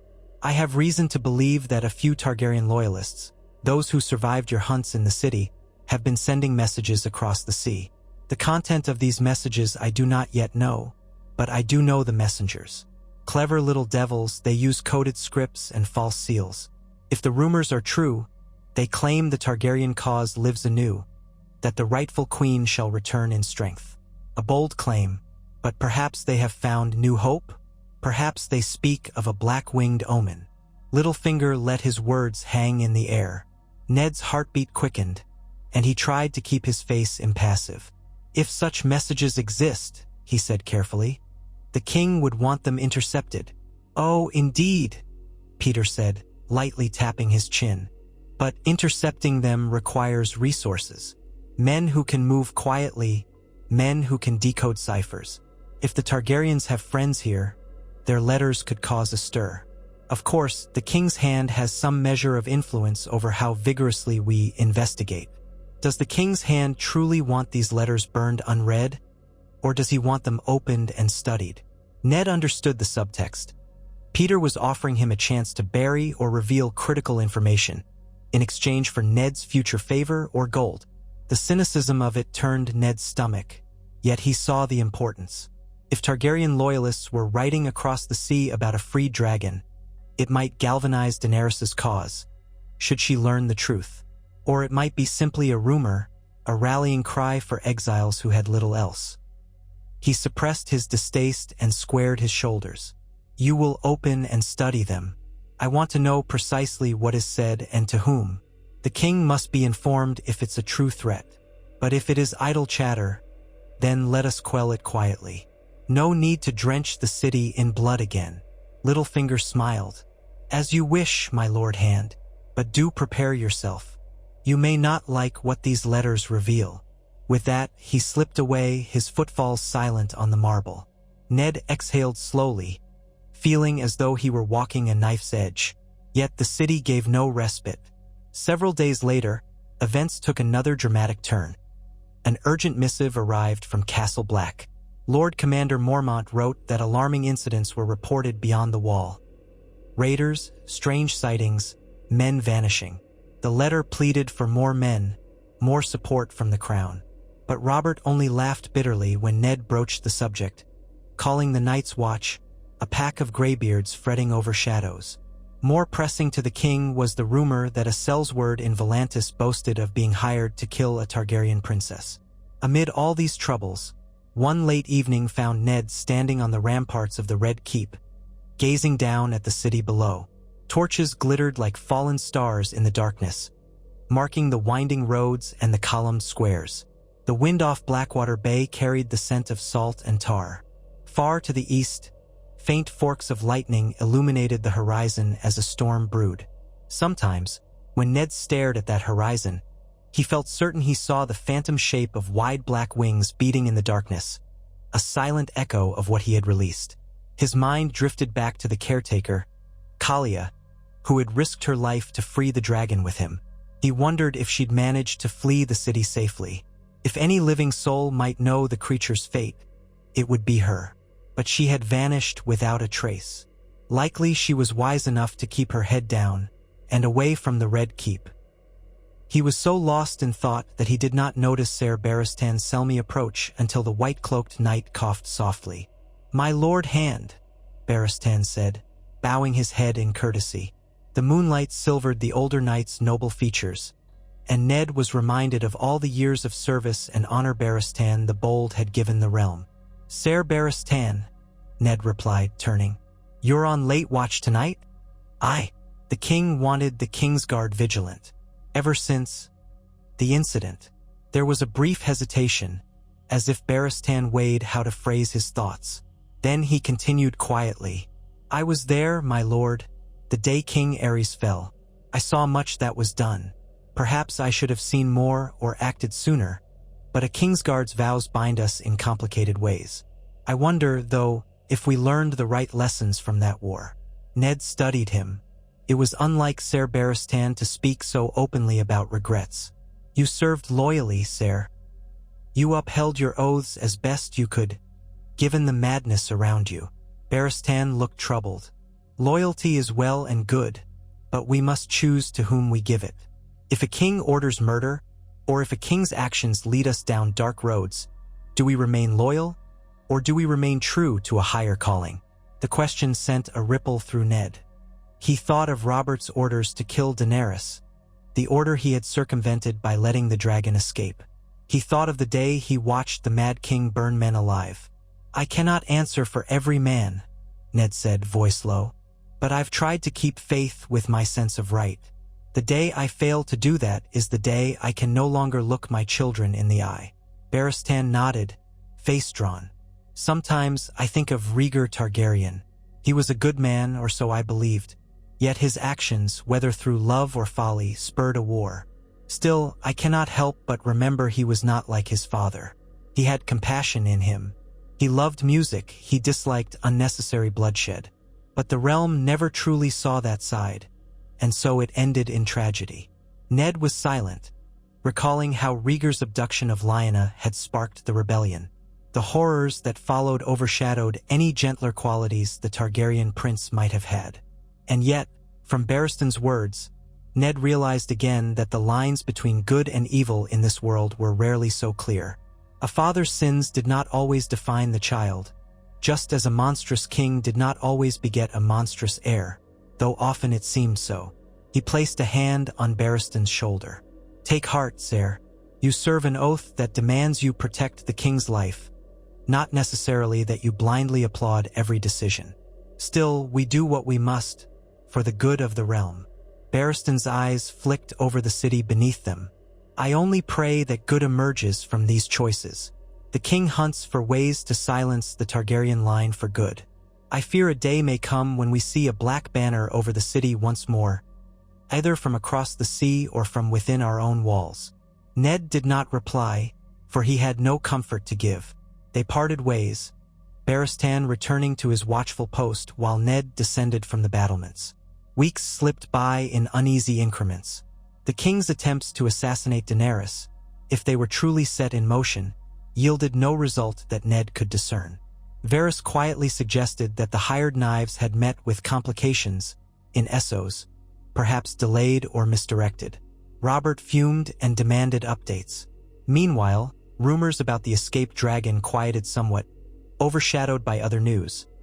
An ironborn longship spotted near the Fingers, an attempted uprising by mountain clans near the Vale, and fresh friction between the Lannisters and the Tyrells over trade routes. Yet beneath all those surface concerns, Ned could sense the tinder of Targaryen talk waiting for the right spark. That spark flared sooner than he expected. One bright morning, a Pentoshi merchant ship docked in King's Landing, carrying a handful of foreign travelers and crates of exotic wares.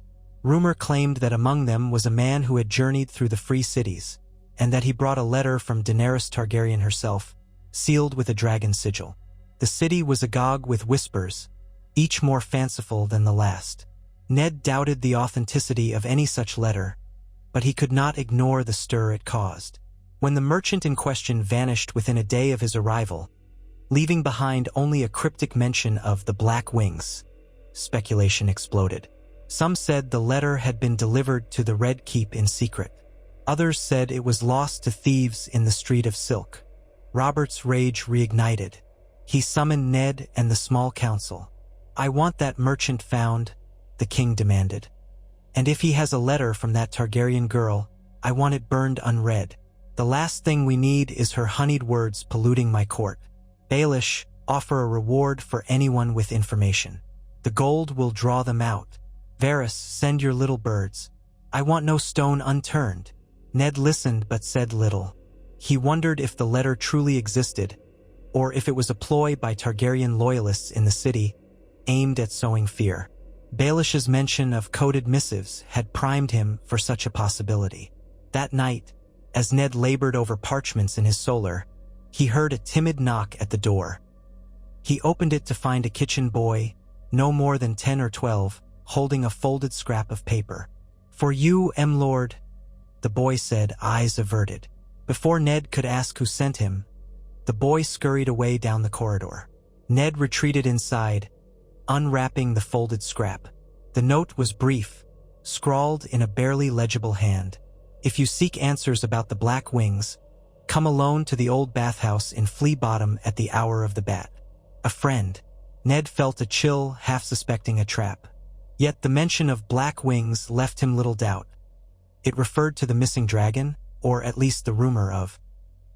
If someone had information, that knowledge might help Ned keep Robert from making a rash move that would tear the city apart. Carefully, Ned folded the note away. He decided he would go quietly with a light step, wearing plain clothes. He left the Red Keep after nightfall, telling only Jory Castle that he had business in the city. Jory protested, eager to accompany him, but Ned insisted on going alone. A retinue would draw eyes. Cloaked and hooded, he slipped through the postern gate and descended into Flea Bottom, where the air reeked of manure, tallow, and cooking fires. The old bathhouse was a decrepit stone structure with a sagging roof, once used by lower nobles before the city's expansions. A single lantern flickered by its entrance. Inside, the steam baths had long since gone cold. The once ornate tile floors cracked and stained. The darkness pressed in thick and stale. Ned moved cautiously. The water in the stone tubs was stagnant, reflecting a half sliver of moonlight from a broken window. First, he saw no one. Then a faint shuffle echoed near the far wall. He tensed, hand drifting to the hilt of the short sword he had chosen for stealth. A figure stepped into the pale strip of light. It was Kalia. She wore tattered brown clothing, a ragged cloak draped around her slender shoulders. Her eyes flicked to Ned, relief and apprehension mingling there. "Lord Stark," she said softly. For a moment he was speechless. He had suspected a trap, perhaps Lannister men or some cunning cutthroat seeking a bounty. But here stood the caretaker who had fled the Red Keep with the dragon. "Kalia," he breathed, glancing around warily. "How are you here? Are you mad? The city's not safe for you." She gave a weary nod. "I know, but I had to come. Forgive the secrecy. I could not risk sending word openly. I needed to speak with you." Ned kept his voice low. "Speak, then. Are you in danger?" A humorless smile touched her lips. "Likely so, though that is nothing new. After we freed the dragon, I fled. I took a ship south, ended up in Dorne. From there, I traveled east, but found no welcome. Eventually, I made my way back, thinking perhaps you should know. Some news." Ned scanned the shadows, ensuring no eavesdroppers lurked. "What news?" Kalia exhaled, a trembling sigh. "I found it, or rather, it found me. The dragon. Do you remember the caretaker's tongue I spoke? The old words to soothe it?" Ned nodded. "I was near the coast when I saw it circling overhead, drawn by my voice perhaps, or some lingering bond. It was thinner than I remembered, but alive. It hunts for itself now, or tries to. I fed it what I could, but the beast has grown restless.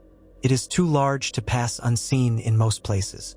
Villagers whisper of a black serpent in the hills or a demon shadow in the sky, yet it stays near me as if it has no other guide. Ned's throat went dry. Gods, where is it now? In the Stormlands near the coast, Kalia said. I concealed it in a crumbling fortress that was abandoned after the rebellion. It is not an ideal lair, but better than open fields. I fear it draws attention, though. Already fishermen have reported sightings. Soldiers might be sent to investigate. That is why I came to you. If the king's men catch wind, they will come in force. A young dragon cannot stand against an entire host. Ned could scarcely fathom the consequences if Robert learned that the beast lurked in his own Stormlands. He tried to keep his voice steady. Have you told anyone else? She shook her head. No, but I've heard rumors that Targaryen agents in Essos are searching for the whereabouts of any living dragon. If they reach it before your king does, the realm will tremble. A banner of black wings could rally thousands. Ned raked a hand through his hair, mind racing. The entire reason he let the creature go was to prevent Robert from butchering it in chains. But now, with it roaming the Stormlands, the risk of its discovery was immense. What are you asking of me? Kalia lowered her gaze. I do not know. I cannot keep feeding it in secret forever. We have no safe place, no plan. If the king hunts it, the dragon will defend itself, and the countryside will burn. If Targaryen loyalists find it, war will follow. I thought, perhaps you could help me find a middle path. A middle path, Ned repeated grimly. His thoughts whirled. Was there a place in Westeros or beyond where the dragon might live unmolested, far from men's ambitions? The lands beyond the wall were harsh and deadly, no place for a creature of warmth and fire. Yet some part of Ned wondered if the dragon might thrive in wilderness that men seldom traveled. Another idea was to slip it out of Westeros altogether, across the sea. But that would require a ship, a crew sworn to secrecy, and calm seas that would not panic the beast. He realized he was venturing deeper into treasonous territory. The king would see any assistance to the dragon as a betrayal. If Robert learns of this, he said slowly, I cannot protect you, or it. Kalia nodded. I understand, but I thought better to tell you now, before the forces of the crown or the Targaryens discover it themselves. I know you are an honorable man. If there is mercy in Westeros, it lies with you. Her voice was heavy with quiet desperation. Ned felt the old coil of duty and honor twisting in his chest. If he turned Kalia away, the dragon might be seized by any who came upon it. That would spell doom for countless innocents caught in the crossfire, whether from the king's wrath or from Targaryen loyalists eager to spark a new war. If Ned stepped in, he risked everything. He reached a decision as swiftly as one might draw a sword in battle. For now, stay hidden.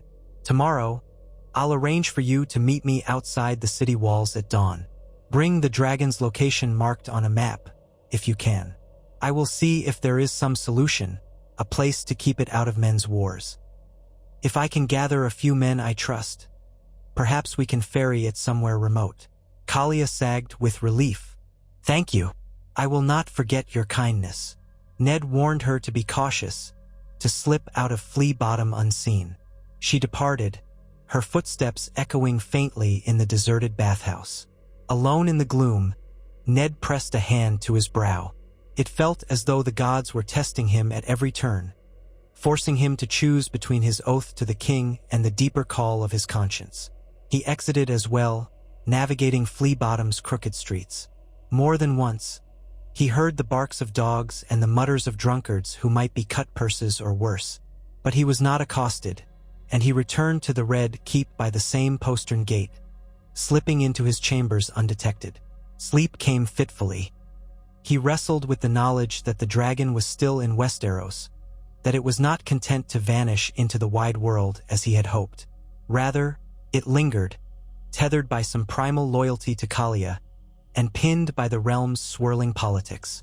Come daybreak, Ned roused himself, splashed cold water on his face, and readied a pack of supplies, along with a battered cloak.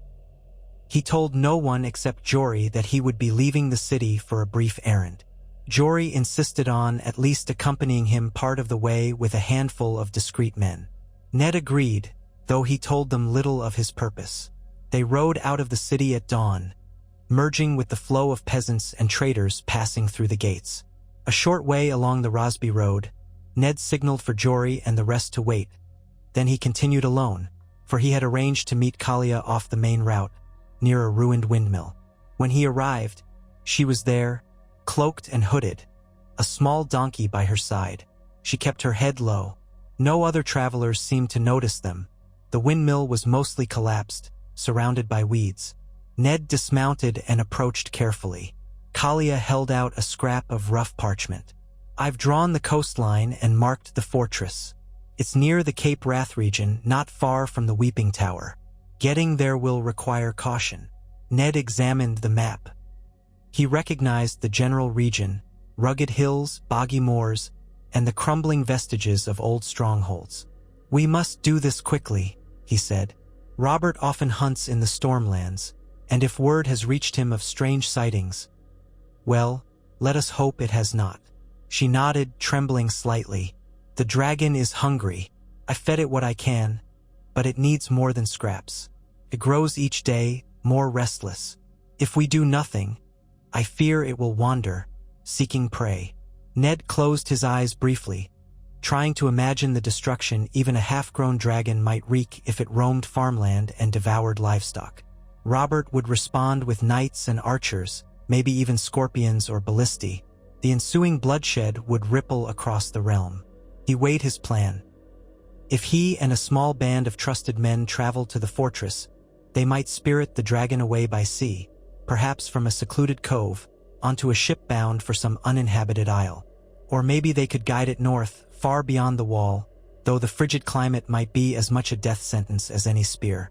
At length he opened his eyes. "Kalia, if we do this, we must do it soon. I will gather supplies and men I trust implicitly. We will journey quietly, posing as simple travelers, and attempt to relocate the dragon. But if at any point the risk becomes too great, if innocent lives are threatened, I may have no choice but to end it." Her face was stricken. "I understand." They arranged to meet in 2 days' time on the Rose Road that led southeast. Ned would leave instructions for Jory to pick a handful of men sworn to utmost secrecy, men of the north who would obey him without question. Then they would travel to the Stormlands. Kalia departed, leading her donkey back toward the city, hoping to blend with the throngs on the road and avoid suspicion. Ned mounted his horse and returned to Jory. On the ride back to the Red Keep, he said little, but Jory sensed the tension in him. "Is it about the Targaryen rumors, my lord?" Jory asked quietly at one point. "We've heard the city talk." Ned only nodded, unwilling to speak the full truth.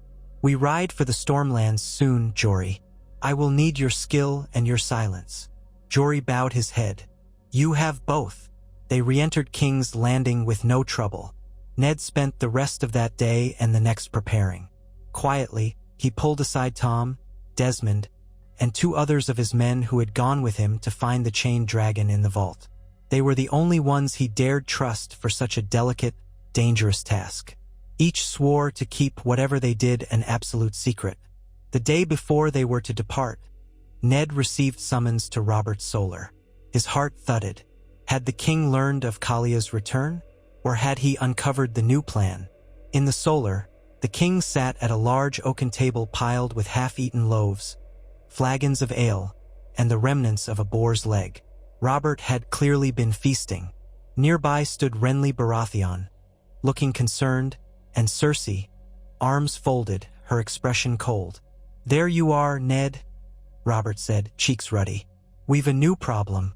Some fool claims to have glimpsed a black reptile near the Windwater, scaring his cattle. The tale has traveled to court. I said it's nonsense, probably a stray wyvern from Sithorios or a trick of the light, but it's put the court in a stir again. Rumors of the Targaryen beast come crawling back." Ned kept his tone level. "Perhaps it is nonsense indeed. Many peasants see shadows and fancy them dragons." "Aye, that's what I said." Robert took a swig of ale, wiping his mouth on his sleeve. "Still, to quiet the talk, I'm sending men to investigate. If there's a creature lurking in the Stormlands, we'll kill it and mount its skull above my throne." Ned's stomach twisted. The Wendwater region was not far from Cape Wrath, depending on which route one took.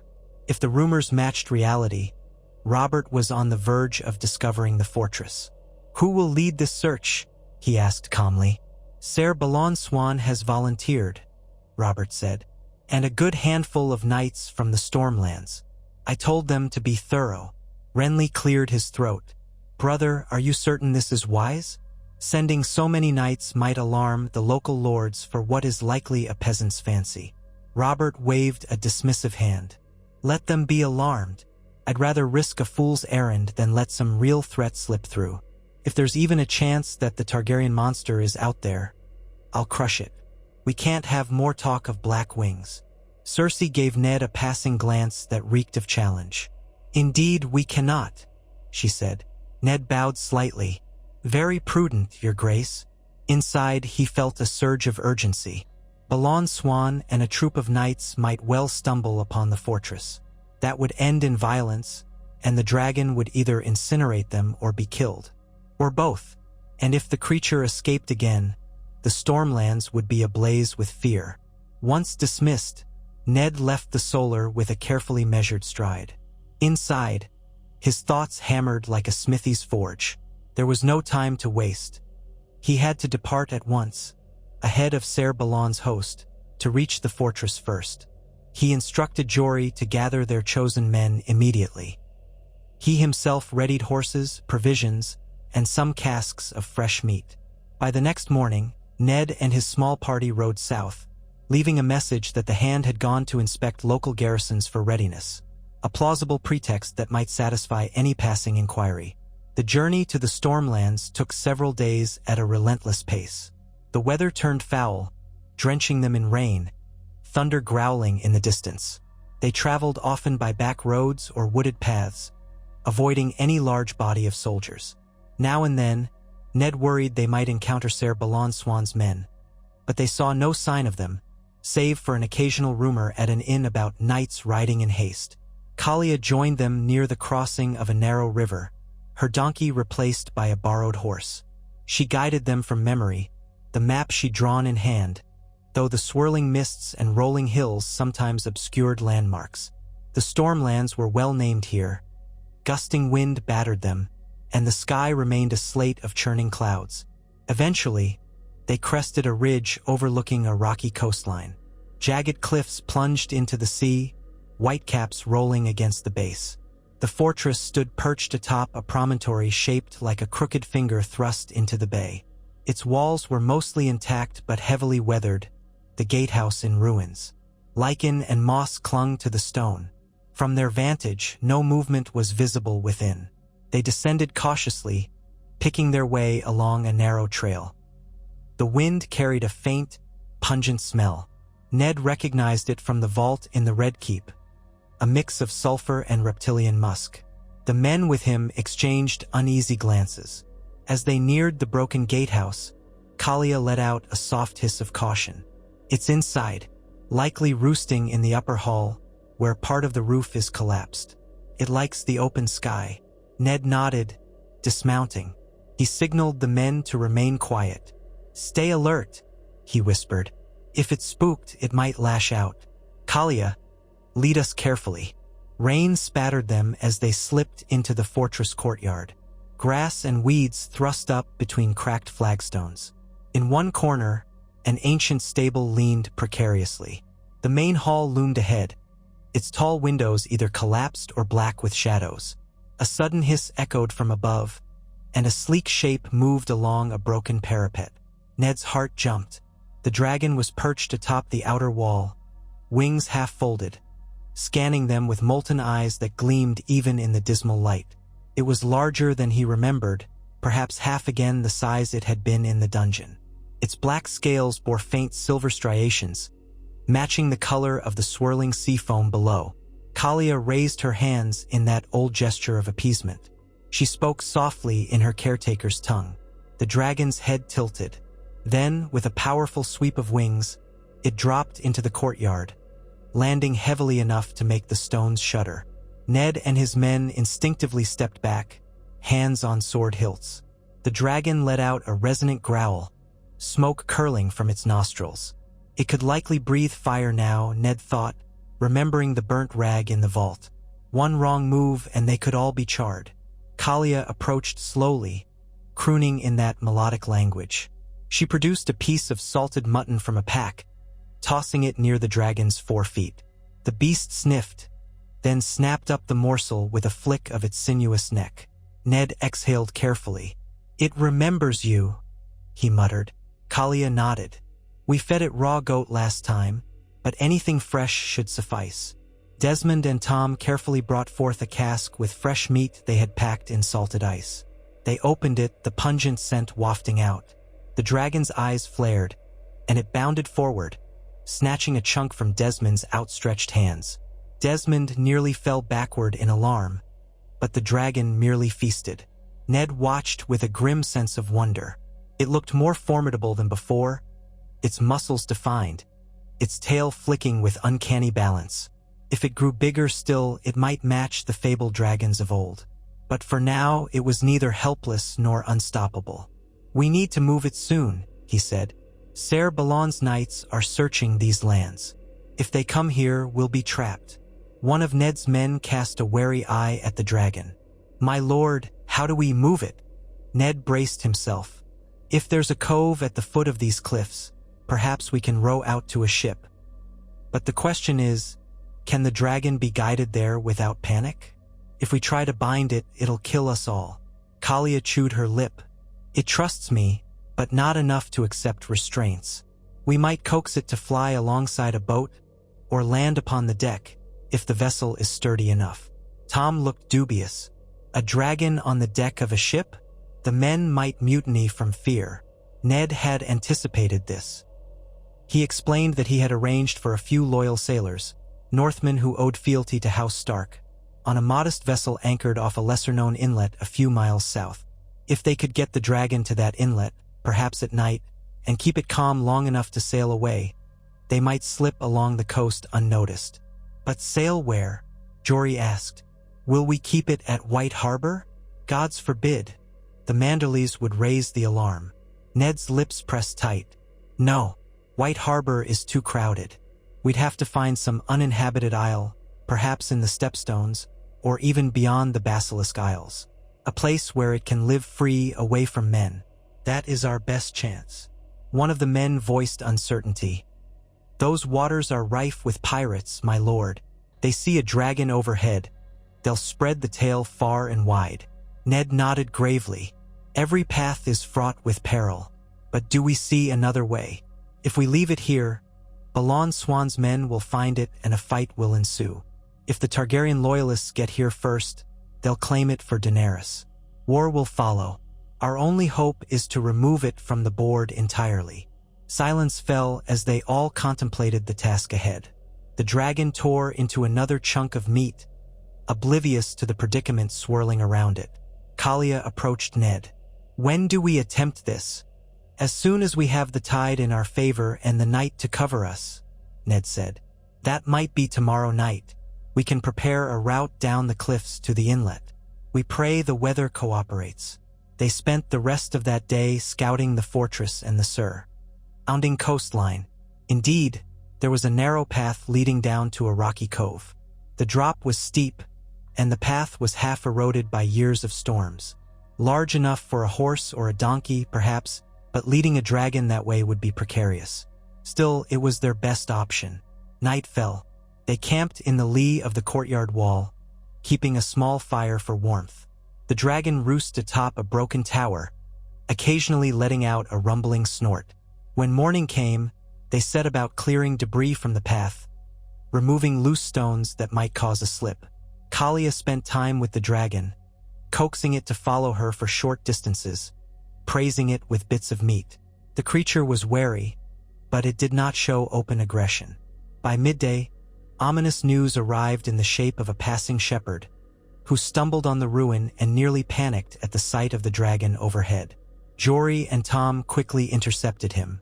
After some heated discussion, they managed to bribe him with silver to keep his mouth shut, though Ned could see the terror in the man's eyes. Such fear rarely remained silent for long. "The news will spread," Ned said grimly. "We must move tonight." As dusk fell, clouds gathered once more, the wind gusting. They prepared torches and ropes. The plan was simple. Kalia would lead the dragon slowly down the path. The rest would follow, guiding it and ensuring it did not panic. At the base, 2 small rowboats awaited, manned by Ned's loyal sailors. One boat would carry Ned and Kalia and a portion of the men, plus the dragon if it would board. The second boat followed with supplies. Then they would row out to the modest ship anchored farther offshore. It was a mad plan, but it was all they had. They waited for darkness. When the moon rose behind a veil of clouds, they lit only a single shuttered lantern to see by. Kalia murmured to the dragon in a low, musical tone, urging it to step off the fortress threshold. Slowly, it hopped down into the courtyard. The men parted like reeds in a river, giving it space. The dragon hissed at the darkness, tail lashing, but Kalia's voice reassured it. She began walking toward the broken gatehouse, every muscle in her body tense. The dragon followed, its claws scraping the stones. Ned and Jory led from behind with the lantern, Desmond and Tom on the flanks. They had posted one man near the fortress entrance to watch for any sign of Ser Balon's knights. The coast seemed clear. They pressed on, leaving the ruin behind. The path down the cliffs was treacherous. Loose gravel skittered into the blackness below, and the wind threatened to tear the cloaks from their shoulders. Kalia stayed close to the dragon's head, whispering softly. The beast extended its wings for balance, occasionally growling as a particularly sharp rock jabbed its scales. They inched downward for what felt like an eternity. The surf roared below, spray lashing the cliffs. The men's hearts hammered.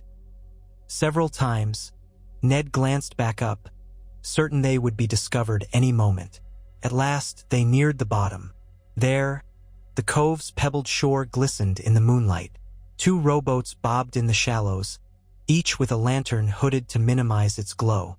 The sailors stared wide-eyed at the dragon's looming form.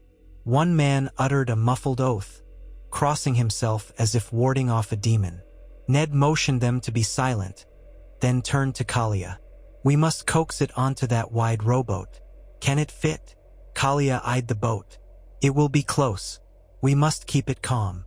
The dragon's eyes glowed in the gloom, reflecting the distant lantern light. It paused at the water's edge, uncertain. Kalia stepped into the rowboat first, calling to it. The creature lowered its head, sniffing the brine-laced air, perhaps unsettled by the smell of salt and fish. Ned stood at the boat's prow, arms raised to steady it. "Come on," he murmured, feeling like a madman. "Just a little further." A tense moment passed. Then the dragon placed one clawed foot on the hull, causing the boat to tilt precariously. The sailors let out startled curses. Ned held tight to a rope, trying to keep them from capsizing. Bit by bit, the dragon crawled aboard, forcing Ned and Kalia to step back to make room. It folded its wings tightly, growling low in its throat. The boat sank dangerously close to the waterline under its weight. "All right," Ned hissed. "Row us out gently." The sailors grabbed their oars. Jory, Desmond, and Tom hopped into the second boat with the supplies, while 2 more men joined Ned. The waves slapped the hull, making every movement precarious. The dragon twisted its neck, alarmed by the rocking, and nearly spat a jet of flame in panic. But Kalia hushed it, laying a hand on its flank.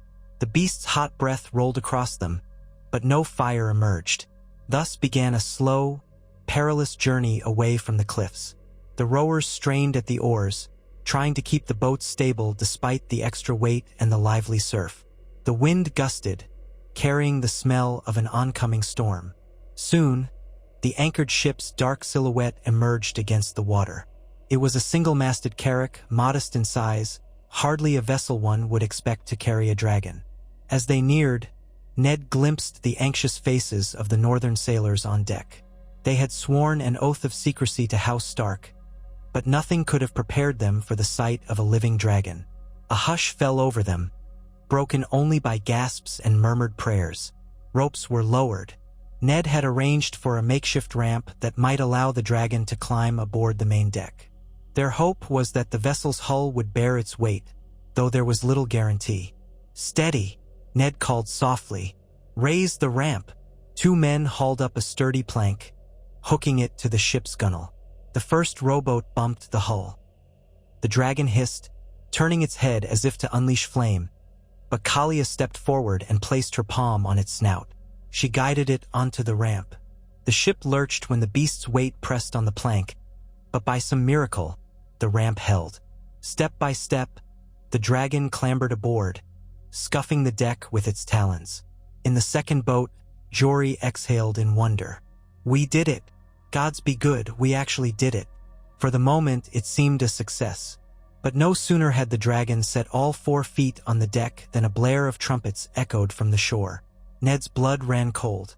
He spun toward the coastline to see torches bobbing along the cliff top. A man's shout carried across the water, though the words were lost to the wind. Kalia looked to Ned in alarm. "They found us." Ser Balon Swan and his knights must have arrived at the fortress, or near enough, in search of the rumored dragon. They had discovered the path or seen the lantern lights. Now, with horns and torches, they assembled on the cliff's edge. Ned could see them leaning out, trying to spot activity below.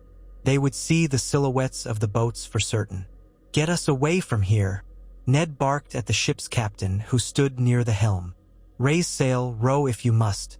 We can't let them stop us." Men scrambled to the ropes, hastily unfurling the sail. Another team readied the oars in the rowing ports. The wind favored them in part, blowing seaward, but the waves were churning. The second boat pulled alongside so Jory and the others could climb aboard, though it nearly capsized in the rush. On deck, the dragon sensed the uproar and unleashed a thrum of agitation. Smoke curled from its open jaws. Kalia did her best to soothe it, but the commotion was too great. More horns sounded from the cliffs. Ned heard shouts, calls for archers. Then faint glimmers of fire, torches perhaps ready to light arrows. "Archers," Ned shouted. "Below decks if you can. They'll try to sink us." Indeed, a volley of fiery arrows arced from the cliff top. Most fell harmlessly short, extinguished in the dark waters. A few hissed as they splashed near the hull. But if Ser Balon had enough men, they might try to find vantage points along the shoreline. "Hoist the anchor," the captain roared. "Row, row, or we'll be pincushioned here." The men heaved on the oars. The sails snapped in the gusty wind. The ship began to pull away from the cove, inching into deeper water. On the cliff, the knights' torches wavered. A second volley of arrows came, but now the distance was greater. Ned glimpsed one arrow skitter across the deck and bury itself in a coil of rope, smoldering. Kalia stamped it out. The dragon let out a shriek that rattled Ned's teeth. It turned its head upward, and the deck lit with sudden flame as a burst of dragonfire erupted, directed at nothing in particular, just the night sky. The men cowered, but no one was burned. Wind drove the ship on. The black waters rolled, carrying them away from the rocky coast. The torches on the cliff receded, their horns growing faint in the distance. Ned could only imagine Ser Balon's shock and fury at witnessing an actual dragon board a ship and vanish into the night. Soon, the fortress and the cliffs were lost behind the pitch-dark horizon. Lightning flickered in the clouds. Rain began to fall in earnest. The deck became slick. Men scurried to secure rigging, adjusting the sail to catch the wind. Ned stood near the prow, gripping the railing, his heart pounding. He had never felt so keenly the precarious line they walked between success and disaster. Yet they had escaped for now. Kalia crouched beside the dragon, stroking its neck, whispering to calm it. The creature's breath steamed in the chill night air. It shifted uneasily on the creaking planks, but did not lash out again. Jory sidled up to Ned, voice hushed. "We've done it. Gods, the king will be furious if he learns we're the ones who took the dragon." "He must never learn," Ned murmured. "If all goes well, by the time the king's men can mount a pursuit, we'll be long gone." "Where do we go, my lord?" Jory asked. Ned gazed out over the dark sea. "South for now. We'll hug the coast until we reach more open waters near the stepstones. Then we'll decide. Possibly we aim for one of the remote islands in the summer sea. We'll need supplies, repairs, but we cannot dock in any major port. Word will spread. We have to vanish." Jory nodded grimly. "And if the king's ships catch us?" Ned had no answer, for that was a possibility that haunted him.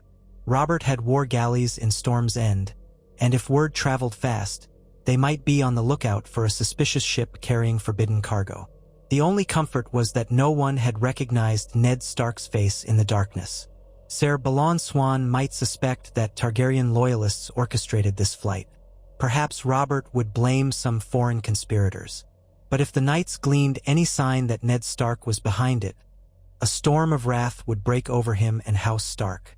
For now, all they could do was rely on secrecy and the mercy of the sea. They sailed through the night, battered by shifting winds and the roll of waves. The dragon curled on the deck near the main mast, eyes half-lidded, occasionally letting out a low rumble. Men passed it wide, frightened arcs. Kalia remained close, dozing fitfully with her head against the beast's flank. At dawn, the sky was a palette of gray and lavender, and the coastline was a distant line of dark hills. The men rubbed their eyes, exhausted by the tensions of the night. Ned took stock of their supplies. They had enough provisions for a week or more, including the stash of meat for the dragon, but not enough to sustain a lengthy voyage with no port calls. Sooner or later, they would have to land somewhere. He stared at the horizon, bleak with low-hanging clouds. Far to the south lay the Dornish coast, the Broken Arm, and beyond that the vast summer sea. If they angled east, they might pass between the Stepstones and Tyrosh, but that route was rife with pirates and sell-sail vessels.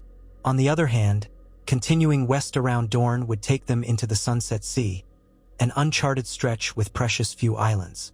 Kalia joined Ned at the prow, her cloak fluttering in the stiff breeze. "You saved it again," she said quietly. Ned looked upon the dragon dozing amid coils of rope. "Only for a while. Danger stalks it at every turn. No place in Westeros is safe for a living Targaryen beast." She studied him with solemn gratitude. "Still, you gave it a chance. I know you risk everything. I don't know why you do it." He let out a slow breath. "Because I could not stomach killing a chained and helpless creature. Because I still believe mercy has a place in this world. Yet if this mercy leads to war, I must bear that blame." She gently touched his arm. "You are a good man, Eddard Stark. Perhaps that is rare in the circles of power." He accepted her words with a tired nod. But in truth, his mind churned with the enormity of what lay before them. Even if they found an island where the dragon might roam free, how long would that last? Would seafarers eventually discover it, fueling more rumors? Would Targaryen loyalists come searching for it? Would Robert never rest until he had the beast's head?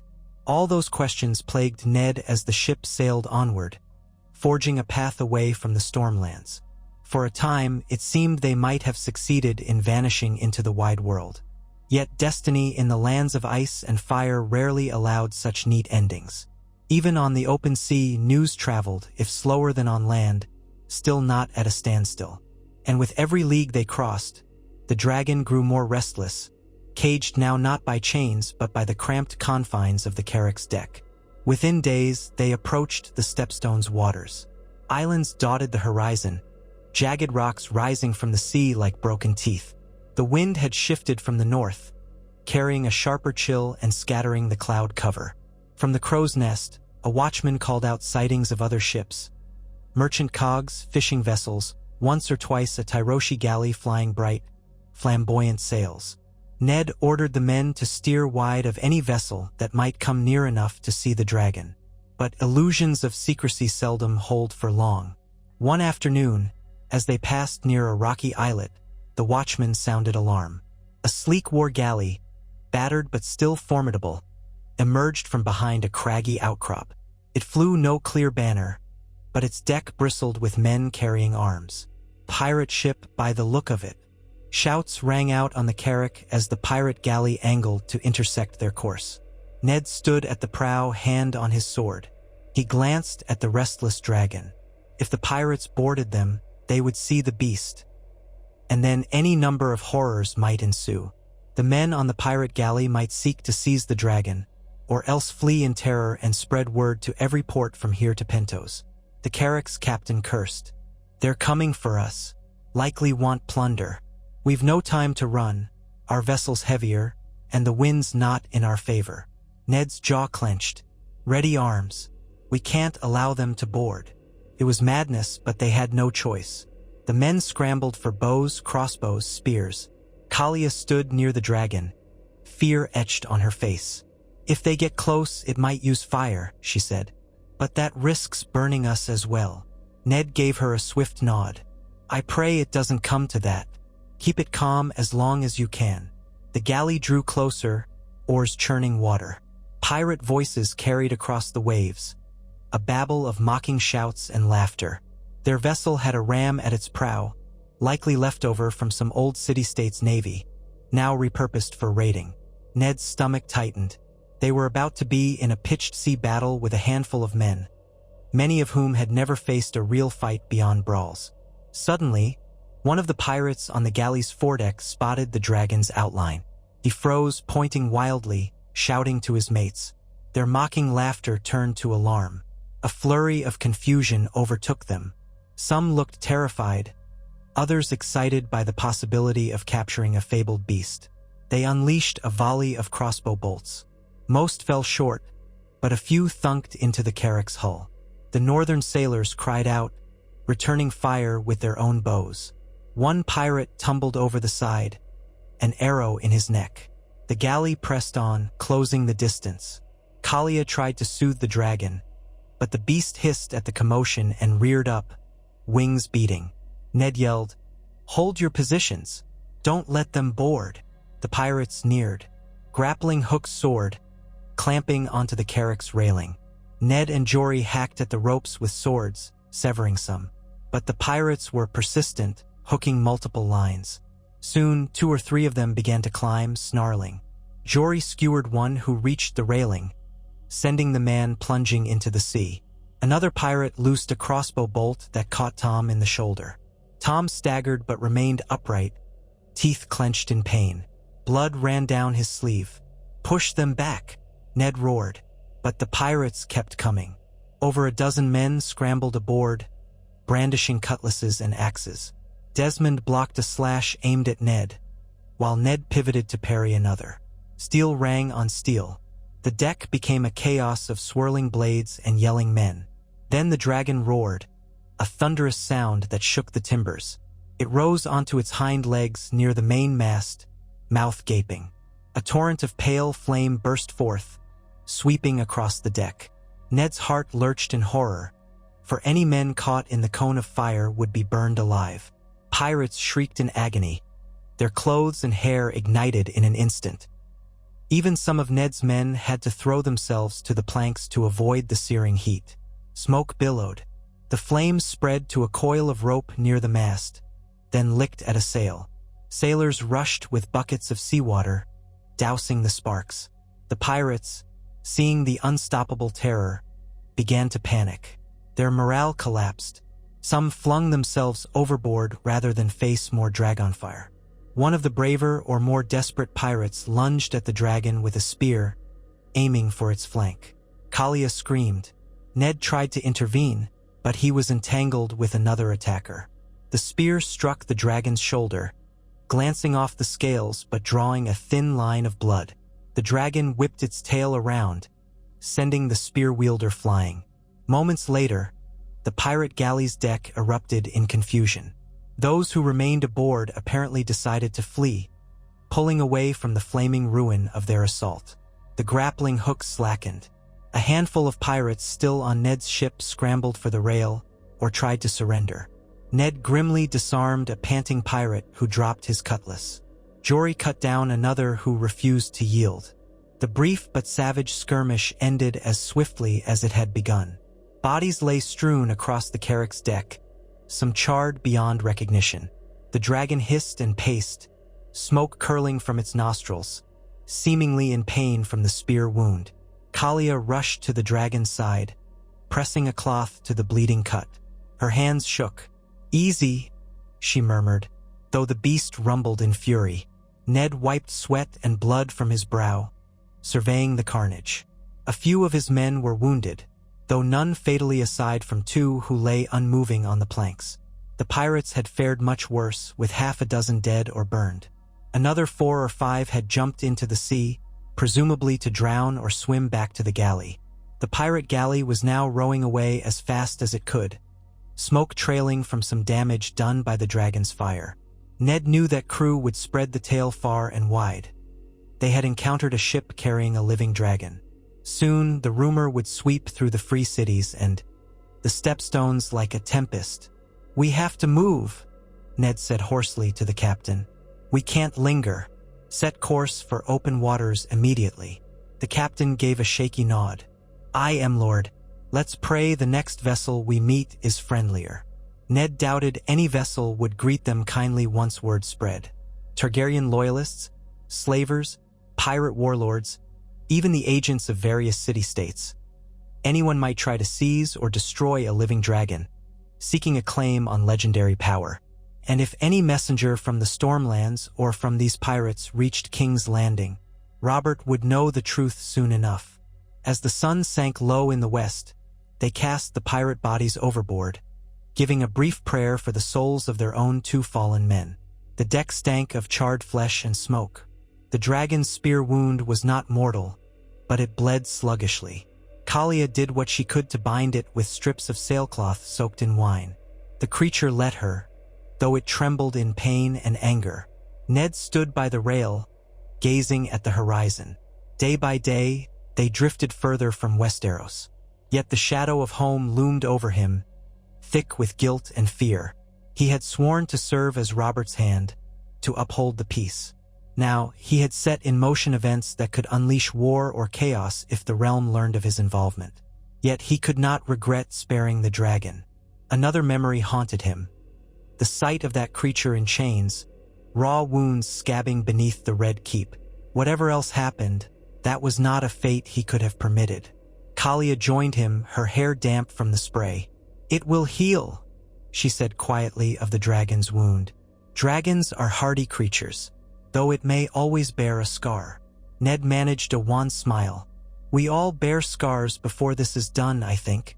He looked south, where the sky met the sea in a band of deepening purple. "We'll sail on," he added, "and hope to find a place where it can live free, or at least away from men's ambitions." Kalia followed his gaze. "Do you believe such a place exists?" Ned hesitated. "I truly don't know, but we'll search. The alternative is letting it be hunted to death, or letting it become a banner for a Targaryen invasion. Either would drench the realm in blood." She placed a hand lightly on his arm. "You do what you must. In the histories, men see dragons only as weapons or threats. You see it as a living creature with a right to exist. That is rare." He exhaled. "Perhaps, but the road ahead is uncertain." She murmured agreement. They stood for a moment in companionable silence, listening to the hiss of the waves, the ragged breathing of the dragon as it settled down near the mast, the creak of timbers underfoot. The men busied themselves with sailing tasks, bruised and exhausted from the battle, but unwilling to linger near the creature that had unleashed such lethal fire. Above, the first stars prickled through the dusky sky. Ned felt as though those stars bore silent witness to the fate he had chosen. Not only for himself, but for the entire realm. If Daenerys Targaryen or any Targaryen loyalist learned that a black dragon roamed free, grown now to terrifying size, they would see it as a sign. Robert, in his wrath, would brand Ned Stark a traitor. The lords of Westeros might be torn asunder, forced to pick sides. War might be inevitable, no matter how many leagues of sea they placed between themselves and the Seven Kingdoms. Yet in the hush of that twilight, amid the brine and blood and battered planks, Ned allowed himself a slender thread of hope. Perhaps they could find a remote refuge, somewhere in the far southern seas, or an unclaimed island in the east. Perhaps the dragon would thrive in isolation, its life no longer bound to the madness of kings.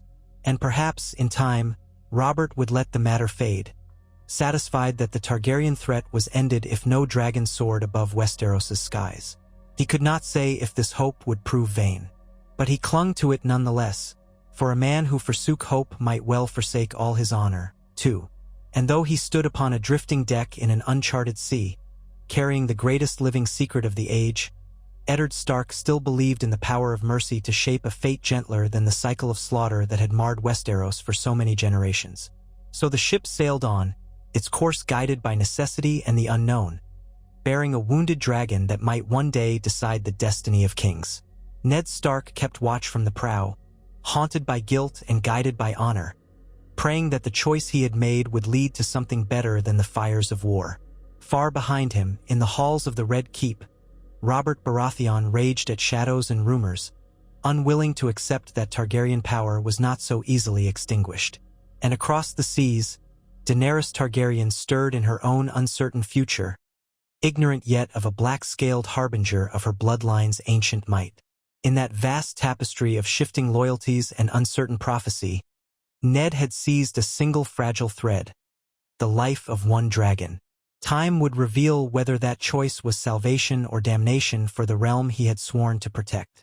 But for now, at least, the dragon lived, the sails caught the wind, and Eddard Stark pressed on, bearing a secret no king could ever force him to betray, until the day the world itself demanded that Robert Baratheon accept the truth of Targaryen power once again.